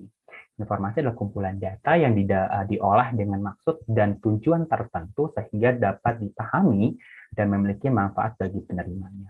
Nah, pihak yang menerima data-data terkait hak paten kita itu berarti mendapatkan informasi ya kan, kayak perkembangan laba ataupun perkembangan usaha itu contohnya apa, kita mau mengajukan pendanaan ya kan, pasti banyak sekarang yang menganjurkan melalui online ya kan. Informasi-informasi seperti itulah yang harus kita waspadai dan kita jaga. Anggap data dan informasi yang kita miliki sebagai pelaku usaha ataupun pribadi itu adalah hak kita dan juga aset gitu untuk kedepannya. Jadi jangan beranggapan, usaha aku masih kecil deh, kayaknya nggak perlu kayak gitu. Kecil apapun usaha yang kita mulai, kita harus tahu mana yang tepat untuk kita kelola data dan informasi dan kita jaga. Gitu. Next slide. Oke. Kenapa harus aku bilang dijaga? Karena berdasarkan suatu sistematika ya, keamanan data dan informasi itu ada pilar-pilar keamanan. Ini konsep dasar yang mungkin bukan hanya kita orang awam, bukan hanya pengusaha, bukan hanya karyawan dan lain sebagainya, ataupun pihak-pihak pendukung lainnya harus mengerti gitu, bahwa ada namanya 3 konsep, yaitu 3 pilar ya, ada CIA. Kalau aku bilang tuh jadi SIA. Itu kita harus tahu confidentiality-nya, integritasnya, dan reliability-nya. Saat kita mulai usaha nih, misalnya teman-teman, kita mau mulai usaha, kita harus tahu mana yang harus kita rahasiakan, ya kan? Mana yang tidak, gitu. Contoh data tadi, kita harus rahasiakan, misalnya kita punya akun sosial media, ya kan? Yang harus di-share itu, yang harus dirahasiakan apa? Akun masuknya, loginnya, dan lain sebagainya, gitu kan? Tidak serta-merta informasi ke teman sendiri, dan lain sebagainya. Admin pun kadang kita harus megang 1 atau 2 untuk aplikasi, kalau misalnya usahanya menggunakan media sosial ya. Tapi kalau enggak gimana Mas Vinto? Contoh penggunaan aplikasi aja deh, ya kan? Aplikasi-aplikasi yang digunakan di HP misalnya ya. Itu kan biasanya untuk ada pengaturan stok barang gitu kan, kasir sederhana dan lain sebagainya, confidentiality-nya. Kita harus tahu kira-kira data yang kita upload untuk daftar ke aplikasi itu apa sih, gitu kan? Ataupun pendanaan tadi benar juga kan, apakah dia terdaftar di OJK atau tidak, data yang harus diupload apa gitu. Confidentiality, kerahasiaan kita tuh harus tetap dijaga untuk memulai bisnis gitu, sehingga kedepannya tidak ada yang namanya penipuan, karena kalau ibarat tuh pinjol ya kan, yang tidak diawasi OJK, ataupun penipuan-penipuan terkait dengan adanya bisnis-bisnis dengan training tertentu yang harus mengeluarkan uang, data, dan lain sebagainya, ataupun pendanaan yang malah merugikan kan gitu. Terus integritas, menjaga keakuratan dan kelengkapan informasi dan metode pemrosesan. Relevansi dengan adanya confidentiality tadi itu adalah bergantung pada keutuhannya itu. Kalau misalnya data kita tadi sudah dijaga, kita tahu mana yang rahasia, mana yang tidak, mana yang bisa digunakan untuk kepentingan usaha ke depannya gitu ya, mau merek dagang, saingan, dan lain sebagainya gitu ya. Resep bahkan itu kita bisa keutuhan kalau dari masalah makan deh, kalau makanan gitu ya, resep makanan, ingredients kan biasanya ada tuh untuk para pelaku UMKM bikin merek ataupun kemasan tertentu gitu ya. Integritasnya, kalau misalnya kita udah ngeluarin bumbu rahasia kita di dalam ingredients itu, gampangnya pasti bakal banyak yang meniru gitu kan. Oh, ketahuan nih ciri khas dari makanan ini. Selain dari legal kita udah urus, tapi kita juga harus tahu mana yang harus kita publish atau tidak. Seperti itu. Nah, agar keutuhan ke depannya itu tetap terjaga. Oh, customer lebih percaya sama kita loh. Gitu. Terus availability. Contohnya kalau tadi makanan, sekarang terkait dengan pengiriman deh misalnya ya, ketersediaan. Kadang ada konfirmasi dari pihak customer yang mengaku misalnya gini, kok udah barang aku belum datang ya gitu. Aku padahal udah konfirmasi ke link ini loh, kok nggak dapat konfirmasi tambahan gitu kan. Tiba-tiba kita sebagai pelaku usaha ya, oh iya kah, bener nggak sih gitu kan. Kita klik linknya, ternyata itu bukan konfirmasi terkait kembalian barang dan lain sebagainya. Justru kayak mungkin itu adalah link untuk menyisipkan virus tertentu gitu kan, ataupun lain sebagainya. Secara simpel adalah mungkin serangan-serangan, ataupun kita diminta masukin data tertentu, data konfirmasi badan usaha misalnya dan sebagainya. Itu bisa mempengaruhi ketersediaan data kita saat digunakan nanti. Contoh saat melakukan pengajuan pendanaan modal ke depannya. Oh, nama kamu udah cacat nih, gitu kan. Karena adanya yang namanya data kita tersebar luas dan digunakan pihak-pihak yang tidak bertanggung jawab. Seperti itu, next. Oke. Nah, alasan keamanan informasi dibutuhkan dalam bisnis itu seperti ini. Berdasarkan dari sumber Bitantara ya, Indonesia hadapi 11 juta serangan cyber pada kuartal pertama tahun 2022. Ini fakta yang ada. Tahun 2021, sekitar 9.639.740 serangan cyber yang ada di Indonesia, yang menerpa Indonesia.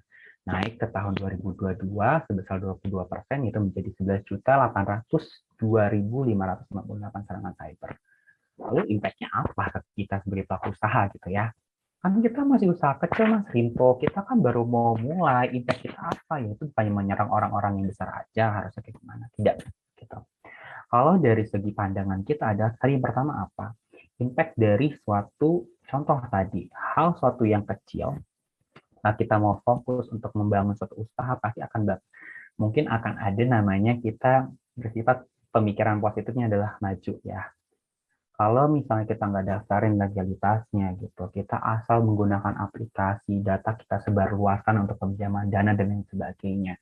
Bisa jadi pengaruh bagi kita pribadi pun akan jelek ke depannya saat mau mengembangkan bisnis kita gitu kan. 2023 pengaruh bagi perkembangan bisnis seperti apa sih gitu kan depannya. Oke, next slide. Manfaat penerapan cybersecurity dalam jalankan usaha. Nah, 3 manfaat utama, tapi ada skema yang digambar ya. Itu ada assess, plan, implement. Atau bahasa Indonesianya penilaian. Kita harus menilai dulu nih, gitu kan. First membuat rencana dan juga mengimplementasikan atau merealisasikannya. Nah, dari manfaat penerapan cybersecurity itu kita assess dulu, ya kan. Kira-kira kita butuhnya di bagian apa ya? Oh, aplikasi untuk pengolahan data, ya kan. Terus mungkin juga apa namanya kerjasama untuk pendanaan, gitu kan, ataupun desain merek dagang. Kita harus tahu kira-kira siapa nih yang akan kita cari, gitu kan. Kita merek dagang, kira-kira dia aman nggak ya, gitu dan sebagainya. Kira-kira desain mereka tuh benar-benar dijual secara pribadi untuk kita dibuatin atau memang itu dibuat yaudah asal buat aja terus disebarluaskan gitu merek dagangnya dan bisa bukan menjadi hak paten ke depannya nanti gitu, mereka curi dan lain sebagainya. Terus plan rencananya harus apa nih dari kecil, kita harus dananya segini, datanya ini, skemanya seperti ini gitu kan. Kalau misalnya di sosial media saya harus pisahin ini gitu misalnya. Implementasi kita terapkan gitu. Gunanya satu, melindungi perusahaan, data pribadi, seluruh pegawai, keuangan, macam produksi, berbagai informasi rahasia lainnya yang tidak boleh sampai bocor. Jadi kita jangan berkecil hati, kita mungkin mulai dari usaha sendiri ya. Bisa jadi kedepannya punya karyawan 1, 2, 3, kan sekarang lagi hype tuh ya, lagi banyak di sosial media yang mungkin dari kecil karena dia usahanya menarik gitu ya, dan menarik banyak peminat gitu, malah kedepannya banyak memproses data ya, data customer ya kan, pengiriman, terus konfirmasi dari penjualnya harus seperti apa, mekanisme penggunaan apa namanya pengaduan keluhan dan lain sebagainya, pasti harus kayak gitu kan. Nah, kita harus tahu skemanya tadi gimana, plannya seperti apa, dan implementasinya seperti apa. Berikutnya meningkatkan keamanan bekerja pada karyawan. Kadang gini, kita aja pribadi kalau misalnya modal ataupun hasil laba yang kita terima hari ini sama hari kemarin beda, mungkin kita akan berpikir ya, kira-kira bakal maju atau enggak sih, ya kan? Begitu juga saat nantinya kita sudah menjalankan suatu bisnis dan berkembang ya, kita berpikir positif seperti itu. Ternyata kita melakukan kesalahan di sebelumnya. Saat kita mau mengajukan pendanaan, nama kita udah tercoreng misalnya di BI checking. Udah nggak bisa nih nama dia gitu kan, dan lain sebagainya. Atau udah jelek dari segi mungkin dia meniru nih kayaknya nih merek dagangnya gitu kan, berdasarkan pendataan udah nggak ada misalnya. Itu kalau dari segi legalitas.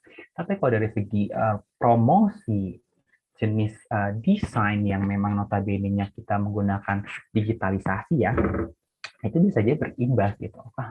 Jadi kayaknya kita nggak usah produksi banyak dulu deh, terlalu ada masalah di sini nih, jadi malah ada hambatan kan. Seperti halnya seperti itu. Terus 3, menjaga informasi pribadi, virus, malware, penipuan, dan berdampak pada kelancaran setiap proses dalam bisnis. Mau mulai dari HP bisnisnya, mau mulai dari sosial media, mau setara langsung menggunakan perusahaan yang memang sudah banyak karyawannya. Namanya virus, namanya serangan lain sebagainya dari internet, apalagi kita gunakan aplikasi-aplikasi yang asal download ya, kalau nggak juga dari internet misalnya. naik sedikit level kita, oke lah, kita pakai aplikasi untuk mengolah data dari di internet yang bagus apa ya, desain apa ya. Kita nggak tahu apa yang diinput di situ, ya kan? Apakah aman ataupun sering itu pendanaan deh, diawasi OJK atau tidak, ilegal. Justru data kita dijual, gitu kan? Seperti itulah. Atau website-website yang tidak terdaftar, gitu kan? Website-website yang kadang malah membocorkan informasi kita, gitu kan? Uploading identitas dan sebagainya. Harus tetap jaga ya. Aplikasi assessment pertama adalah kita review dulu siapa dan bagaimana respect ataupun perkembangan dari aplikasi kita gunakan. Misalnya, oh reviewnya bagus nih, gitu. Seperti usaha lah kita. Kita harus buat kesan terbaik dulu. Oke, next. Oke, pentingnya memiliki perlindungan privasi terhadap customer dalam menjalankan bisnis.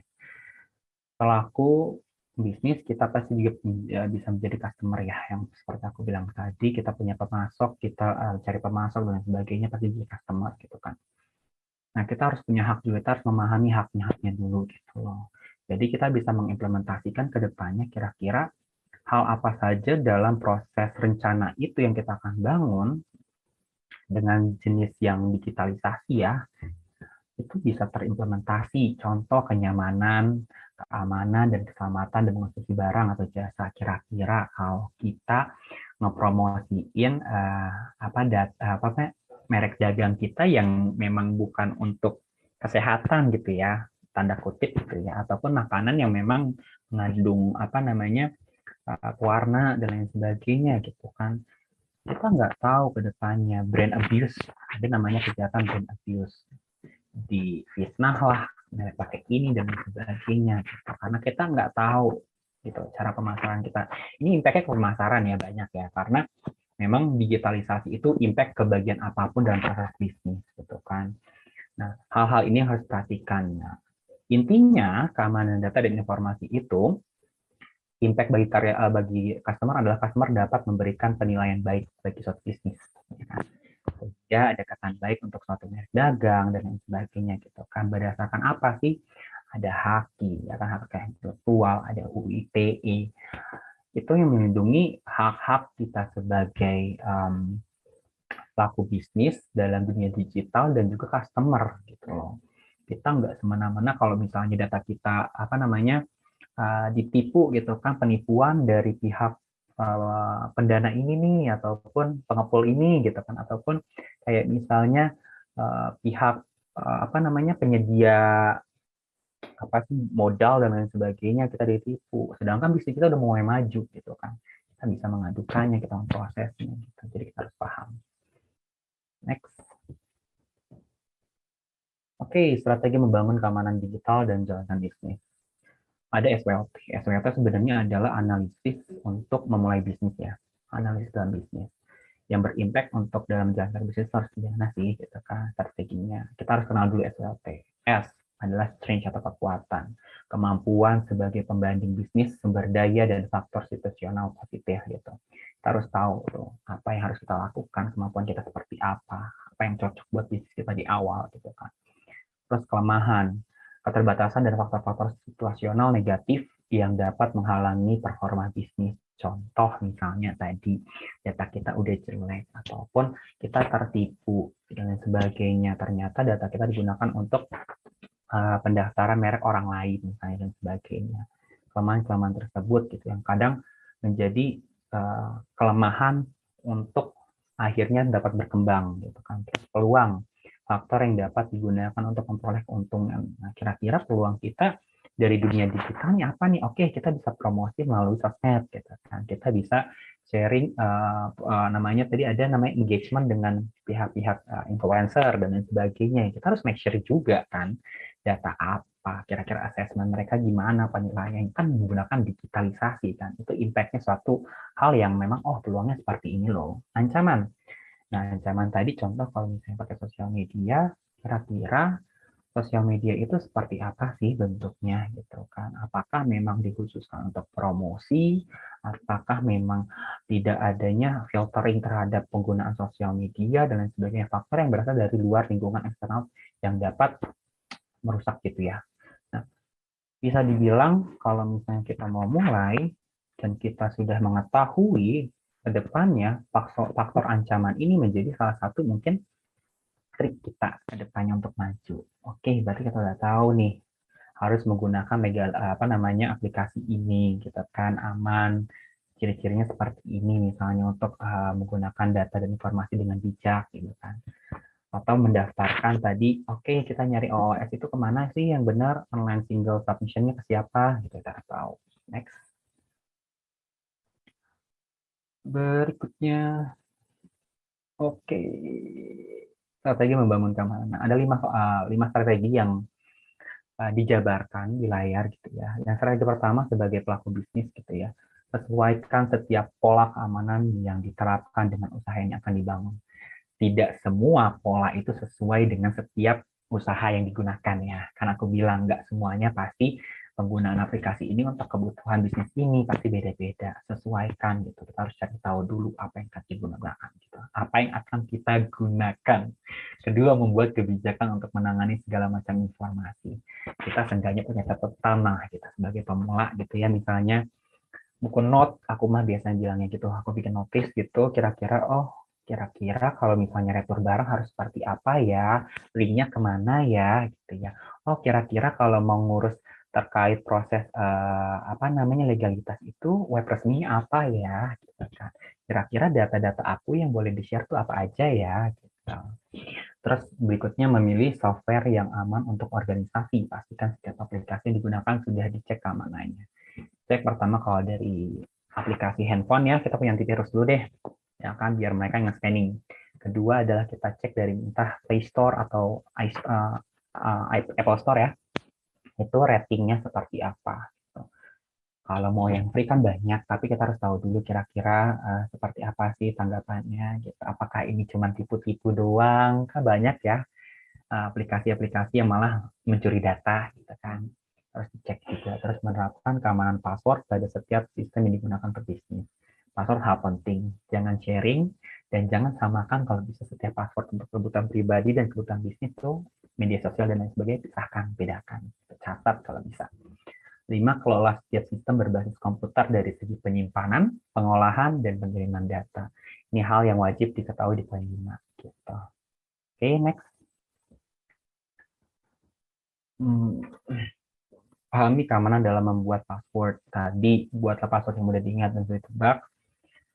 Tidak harus sesuai dengan yang ada di internet ya, buat aja yang kita ingat tapi di otak-atik gabungan huruf besar, huruf kecil, angka, spesial karakter gitu ya. Terus tidak membagikan password kepada pihak yang tidak berkepentingan. Ada OTP misalnya konfirmasi gitu. Jangan dikasih gitu. OTP itu kan autentikasi yang memang private gitu ya. Ada konfirmasi terkait dengan pinjaman dana, OTP-nya masuk. Terus ada pihak bank yang mengaku gitu misalnya, OTP-nya berapa gitu kan. Jangan dikasih gitu ya. Terus sebisa mungkin menerapkan autentikasi ganda dan ubah password secara berkala.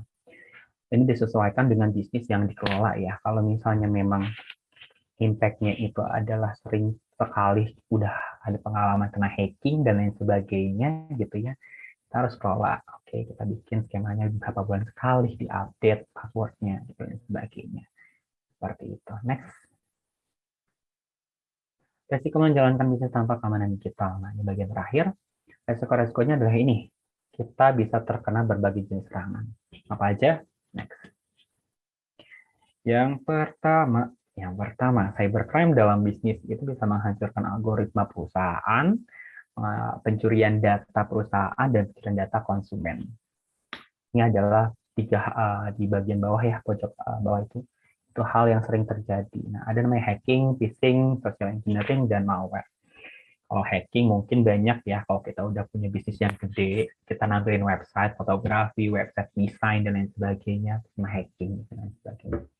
Tindakan ilegal untuk mengakses data dan informasi atau jaringan dengan tujuan untuk mengubah, merusak, atau membobol suatu sistem. Maka kalau misalnya mau bikin suatu website gitu ya, make sure kalau kita bikin website ke pihak tertentu, kita tanya ke mereka, kira-kira semua aplikasi yang itu siapa yang megang maintain untuk administratornya, apakah kita ataukah mereka gitu ya. Itu ya hal-hal kecil aja sih. Kita beli ya harus semuanya kita yang megang gitu. phishing adalah kejahatan di mana penyerang menyamar sebagai suatu individu atau organisasi. Nah, ini kalau phishing biasanya kalau contoh-contohnya itu penipuan mamah minta pulsa, penipuan konfirmasi OTP, atau yang mengaku menjadi pihak-pihak contoh giveaway, phishing gitu kan, ataupun konfirmasi di DM gitu ya. Oke, saya punya ini saran untuk updating sosial media, linknya di sini ya, gitu lah dan sebagainya. Kita diarahkan ke situ. Terus social engineering, rekan kerja, pihak-pihak yang tidak bertanggung jawab kadang memanfaatkan rasa ingin menolong, rasa percaya kita, dan rasa takut untuk contoh dari pihak banking yang mengaku ya. Kemarin saya dapat informasi Bapak untuk mengajukan modal ya, gini, boleh konfirmasinya, nomor rekeningnya, bla bla bla bla bla bla bla, malah data semua kita dikasih. Tidak ada hal yang tidak mungkin. Jadi kita harus apa kalau social engineering, Mas Pinto? Ntar aku jelasin. Terus malware biasanya aplikasi nih yang sering digunakan free, itu nggak di-access, pas download, ternyata data kita tersebar luas gitu. Apalagi ntar kalau udah misalnya berkembang, maju, kita pakai aplikasi itu dan nggak ada assessment-nya, ya siap-siaplah menjadi rugi gitu. Data kita udah tersebar kemana-mana. Next. Tipe-tipe phishing ada deceptive phishing, spear phishing, smishing, dan whaling. Singkatnya kalau deceptive itu dia mengaku jadi pihak tertentu, pihak vendor kah, pihak pendanaan kah, pihak banking kah yang menipu, ujung-ujungnya kita nggak tahu gitu kan. Terus spear phishing biasanya tuh kita ditargetkan menjadi salah satu pihak yang ditipu nih gitu kan, melalui WhatsApp, SMS, telepon, dan sebagainya gitu kan. Smishing melalui SMS lah, penipuan kayak link, kayak terus diarahkan untuk konfirmasi yes atau no. Untuk para pelaku usaha mungkin sering dapat email-email ataupun SMS kayak gitu ya, yang menggunakan media pribadi yang tadi aku bilang nggak dipisahkan, untuk mana untuk kerja, mana untuk kebutuhan bisnis. Karena aku bilang harus pisahin dulu, jadi bisa di-stack gitu. Nah, untuk ini waspada terhadap phishing, 3 langkahnya adalah pastikan email berasal dari sumber yang valid gitu ya. Hapus email yang masuk ke dalam media bisnis kita yang tidak relevan, langsung hapus saja. Tidak klik atau ring LL atau attachment yang diberikan dalam email. Kalau misalnya kita baca itu udah mencurigakan, nggak usah deh. Caranya adalah kita konfirmasi dulu ke pihak yang bersangkutan. Contoh mengatasnamakan pihak banking, kita konfirmasi ke bankingnya dari website kita cari. Yang resmi itu nomor teleponnya berapa, kita harus nyiapin. Aku bilang ada rencana gitu kan, kayak gitu. Deh ya, kira-kira seperti itu yang bisa dapat disampaikan. Detailnya mungkin nanti boleh japri, boleh nanya dan lain sebagainya, atau mau diskusi, it's free gitu ya. Thank you. Terima kasih Kak Rinto. Wah, ya, ini materinya menarik sekali ya. Kita benar-benar harus tahu nih, ternyata macam-macam bedanya. Tadi phishing aja ada macam-macam gitu ya kan. Terus kayak memang banyak sekali resiko ketika ada data-data pribadi yang emang kita share, bukan share sih, mungkin ada melibatkan kayak mungkin dibagikan gitu ya secara langsung ke kayak convert sesuatu secara online kayak gitu juga mungkin beresiko gitu ya Kak Arinto ya. Oke, baik. Nah, ini mungkin teman-teman Alliance juga sekarang jadi lebih paham ya pentingnya memperhatikan aspek keamanan cyber dalam berbisnis. Jadi kalau tadi Kak Arinto terakhir bilang kalau emang ada email-email nggak penting, udah deh jangan subscribe hiburan atau entertainment pakai email perusahaan ya atau email bisnis gitu ya. Jadi nanti biar nggak masuk nih yang nggak berhubungan gitu sama bisnisnya. Oke, kalau gitu Kak Rinto, sekarang kayaknya kita mau masuk ke sesi tanya jawab nih Kak, supaya kita bisa tahu siapa aja yang tadi sudah menyampaikan pertanyaan, karena ada banyak pertanyaan tadi sudah masuk di kolom chat, tapi ada 3 yang sudah dipilih oleh panitia untuk bisa ditanyakan nih ke Kak Rinto. Nah, teman-teman Alliance yang pertanyaan terpilih ini akan memperoleh hadiah berupa saldo dompet digital sebesar Rp50.000 untuk masing-masing individu. Oke? Langsung aja kita bacakan pertanyaan yang pertama. Dari Ika Puji Lestari, Karinto izin bertanya, saya bekerja sebagai admin di salah satu UMKM dan saya sering sekali nih convert dokumen secara online yang dimana terkadang dokumennya ada data pribadi.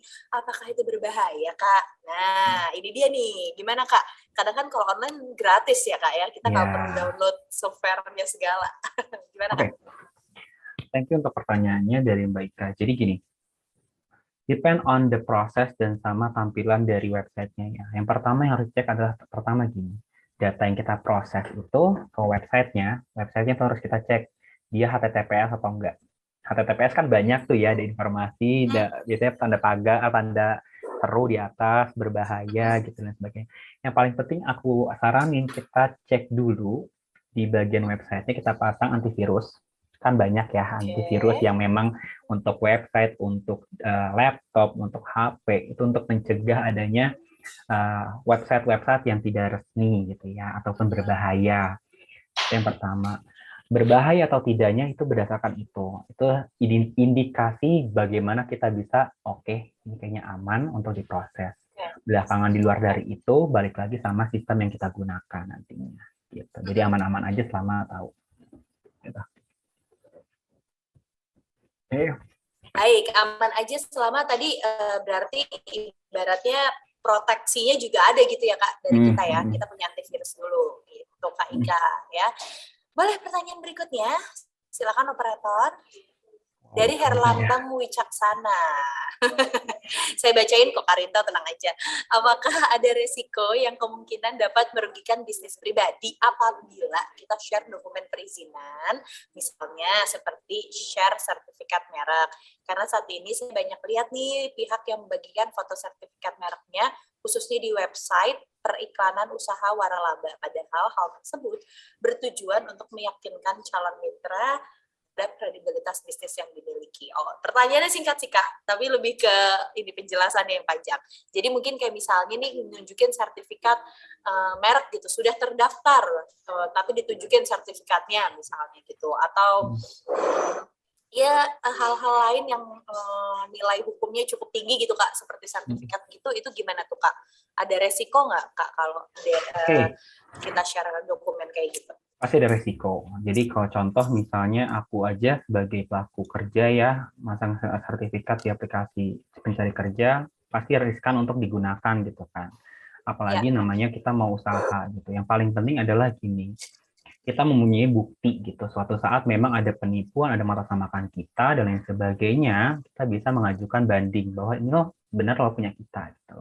Atau yang tadi kita harus make sure kira-kira informasi apa aja yang di-upload di situ. Bisa kita kasih tanda putih, merah, kuning, dan sebagainya, atau kasih note konfirmasi jika ingin tahu lebih jauh gitu ya, terkait dengan data tersebut dan sebagainya. Jadi, resiko pasti ada, tetapi bagaimana kita menanggapi ataupun merepresentasikan resiko itu menjadi salah satu, bisa ke depan atau ke belakang, gitu, buat usahanya. Oke. Ya, yang penting kita udah tahu ada risiko tersebut, terus disiapkan juga kalau misalnya kemungkinan adanya hal-hal yang nanti ke depannya gitu bisa terjadi gitu ya Kak. Gitu ya. Oke, baik. Berikutnya pertanyaan ketiga. Dari Kak Ari Budiman, aplikasi apa saja sih Kak yang harus kita gunakan untuk jaga keamanan data kita, baik itu di handphone, laptop, atau akun medsos lainnya. Misalkan aplikasi anti-malware, antivirus, atau apa tuh Kak? Seperti yang tadi aku bilang, kalau untuk HP misalnya ya, kita bisa akses antivirusnya. Kalau mau pakai free nggak apa-apa, tapi kalau mau pakai berbayar juga ya itu lebih better gitu. Karena banyak situs aplikasi berbayar di HP yang sudah trusted gitu ya. Yang paling penting kita cek dulu ratingnya gitu.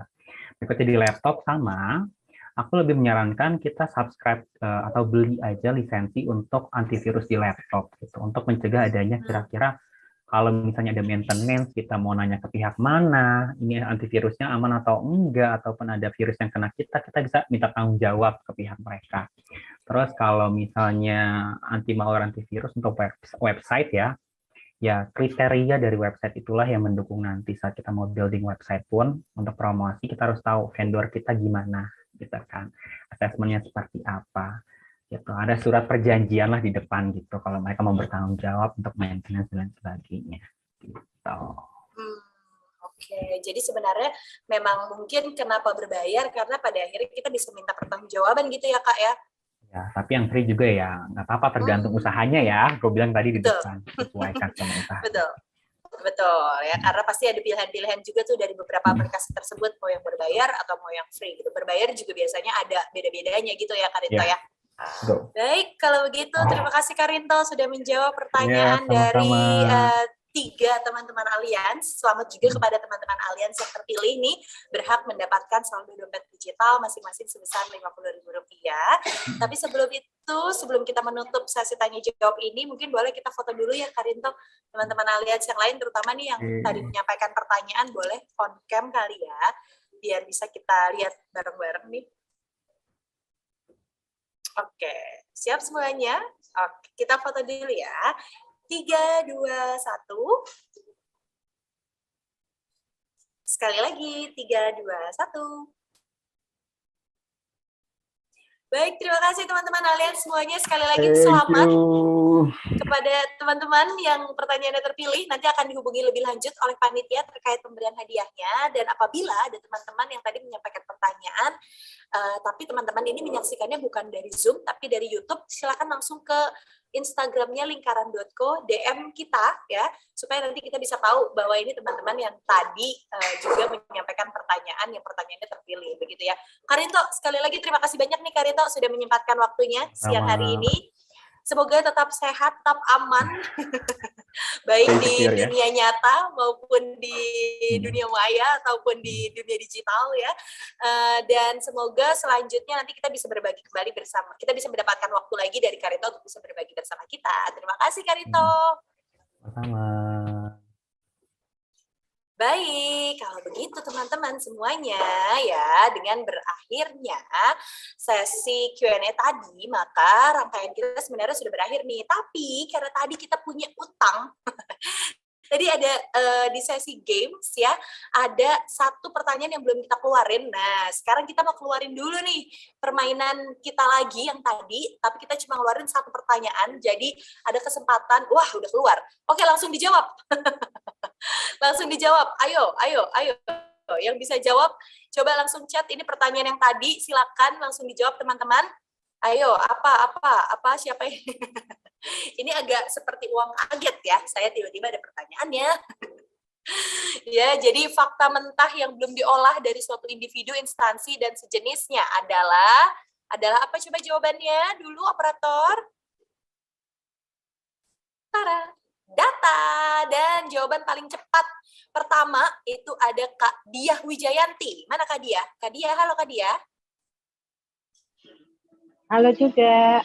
Halo Kak Diah. Kak Diah, halo, ini tadi jawabannya paling cepat. Kita langsung pilih kotak misteri ya Kak? Iya. Oke, pilih kotak nomor berapa nih Kak? 1, 4, atau 5? 5. 5?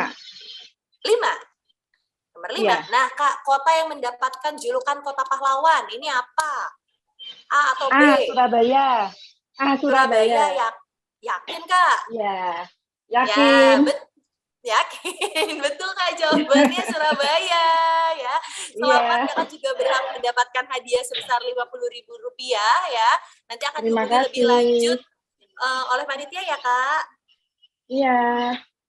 Baik, terima kasih sekali lagi seluruhnya teman-teman Alians. Jangan kemana-mana dulu karena masih ada info yang luar biasa dari saya nih. Kenapa luar biasa? Karena teman-teman bisa mendapatkan saldo digital dan pulsa senilai total jutaan rupiah kalau teman-teman sudah lengkap semuanya nih. Tadi udah isi absen. Kalau yang belum isi absen, tuh ada linknya. Tadi di awal sudah isi pretest. Terus sekarang silakan teman-teman isi feedback atau umpan balik ya di link yang sudah ada di sini, serta juga dilengkapi nih post testnya buat teman-teman semua yang sudah mengisi link post test dan juga tadi sudah mengisi absen, sudah mengisi pretest ya. Nanti akan ada dipilih 40 orang yang bisa mendapatkan saldo digital dan pulsa senilai total jutaan rupiah. Sekali lagi nih, 40 orang. Jadi banyak banget, kesempatannya terbuka buat teman-teman semuanya. Jangan lupa tadi yang belum absen, langsung absen. Yang sudah isi tadi pretest juga terima kasih sekali. Nah sekarang tinggal diisi nih post-test dan feedback-nya ya, linknya juga sudah ada, tinggal dimasukkan saja ke browsernya teman-teman Allianz semuanya untuk bisa mendapatkan kesempatan untuk memperoleh saldo digital dan atau pulsa senilai total jutaan rupiah. Jadi ayo jangan lupa diisi teman-teman semuanya supaya nanti kami juga bisa catat nih nama teman-teman yang rajin, yang aktif dan mengikuti rangkaian acara dengan lengkap dari awal sampai akhir ya. Oke, dengan demikian teman-teman, agenda kita di webinar ketiga program Allianz Setara ini sudah selesai. Semoga seluruh materi yang disampaikan dapat bermanfaat untuk mengembangkan usaha UMKM teman-teman Allianz semuanya ya. Jangan lupa tadi diisi dulu feedback-nya dan juga post-testnya. Dan saya juga ingin mengingatkan nih seperti yang tampil di layar sekarang, teman-teman bisa lihat ada beberapa jadwal rangkaian program Setara yang kedepannya masih bisa teman-teman semua ikutin nih ya. Jangan lupa daftar di kelas pelatihan terdekat nanti tanggal 25 Agustus ya, 2 minggu dari sekarang. Jamnya sama, jam 2 sampai jam 4. Topiknya apa? Manajemen finansial dan fundamental bisnis sehat. Kan? Kalau ngomongin soal uang, udah pasti nih, teman-teman juga pengen dong bisnisnya teratur gitu ya, termanage dengan baik secara finansial dan juga bisnisnya bisa berjalan sebagai bisnis yang sehat, ya kan? Langsung aja bisa klik link yang ada diberikan oleh kakak-kakak panitia di kolom chat ya untuk bisa mendaftar ke pelatihan selanjutnya dan tentunya banyak banget nanti ilmu, materi dan juga pastinya hadiah-hadiah yang berupa pulsa dan saldo digital yang totalnya jutaan rupiah yang bisa teman-teman Allianz peroleh atau miliki ya. Saya ingatkan kembali juga buat teman-teman semuanya, lewat program Setara ini, teman-teman bisa memperoleh kesempatan untuk mengakses LMS lingkaran selama 1 tahun, jadi bisa belajar gratis selama 1 tahun, dan juga akan ada sesi pendampingan serta pemberian modal usaha untuk UMKM terpilih. Siapa yang nggak mau ya kan kalau misalnya dikasih modal usaha gitu ya. Jadi langsung aja daftar kelasnya jadi peserta yang aktif untuk nantinya bisa terpilih nih sebagai UMKM yang diberikan yang mendapatkan pemberian modal. Begitu ya. Oke, teman-teman semuanya, saya tunggu untuk bertemu teman-teman di agenda webinar program Setara berikutnya. Sekali lagi saya ucapkan terima kasih teman-teman Allianz dimanapun teman-teman berada, baik di ibu kota, mungkin di Pulau Jawa, luar Pulau Jawa ya. Terima kasih sudah bergabung bersama kami hari ini. Dan juga jangan lupa kembali saya ingatkan daftar untuk kelas berikutnya tanggal 25 Agustus, linknya sudah ada di kolom chat ya. Dan kita akan bertemu lagi tentunya nanti di program Allianz Setara berikutnya. Saya Riana Linda selaku moderator pamit undur diri. Terima kasih sekali lagi, sampai bertemu di kelas atau di sesi selanjutnya. Sekian dan selamat sore. Wassalamualaikum warahmatullahi wabarakatuh.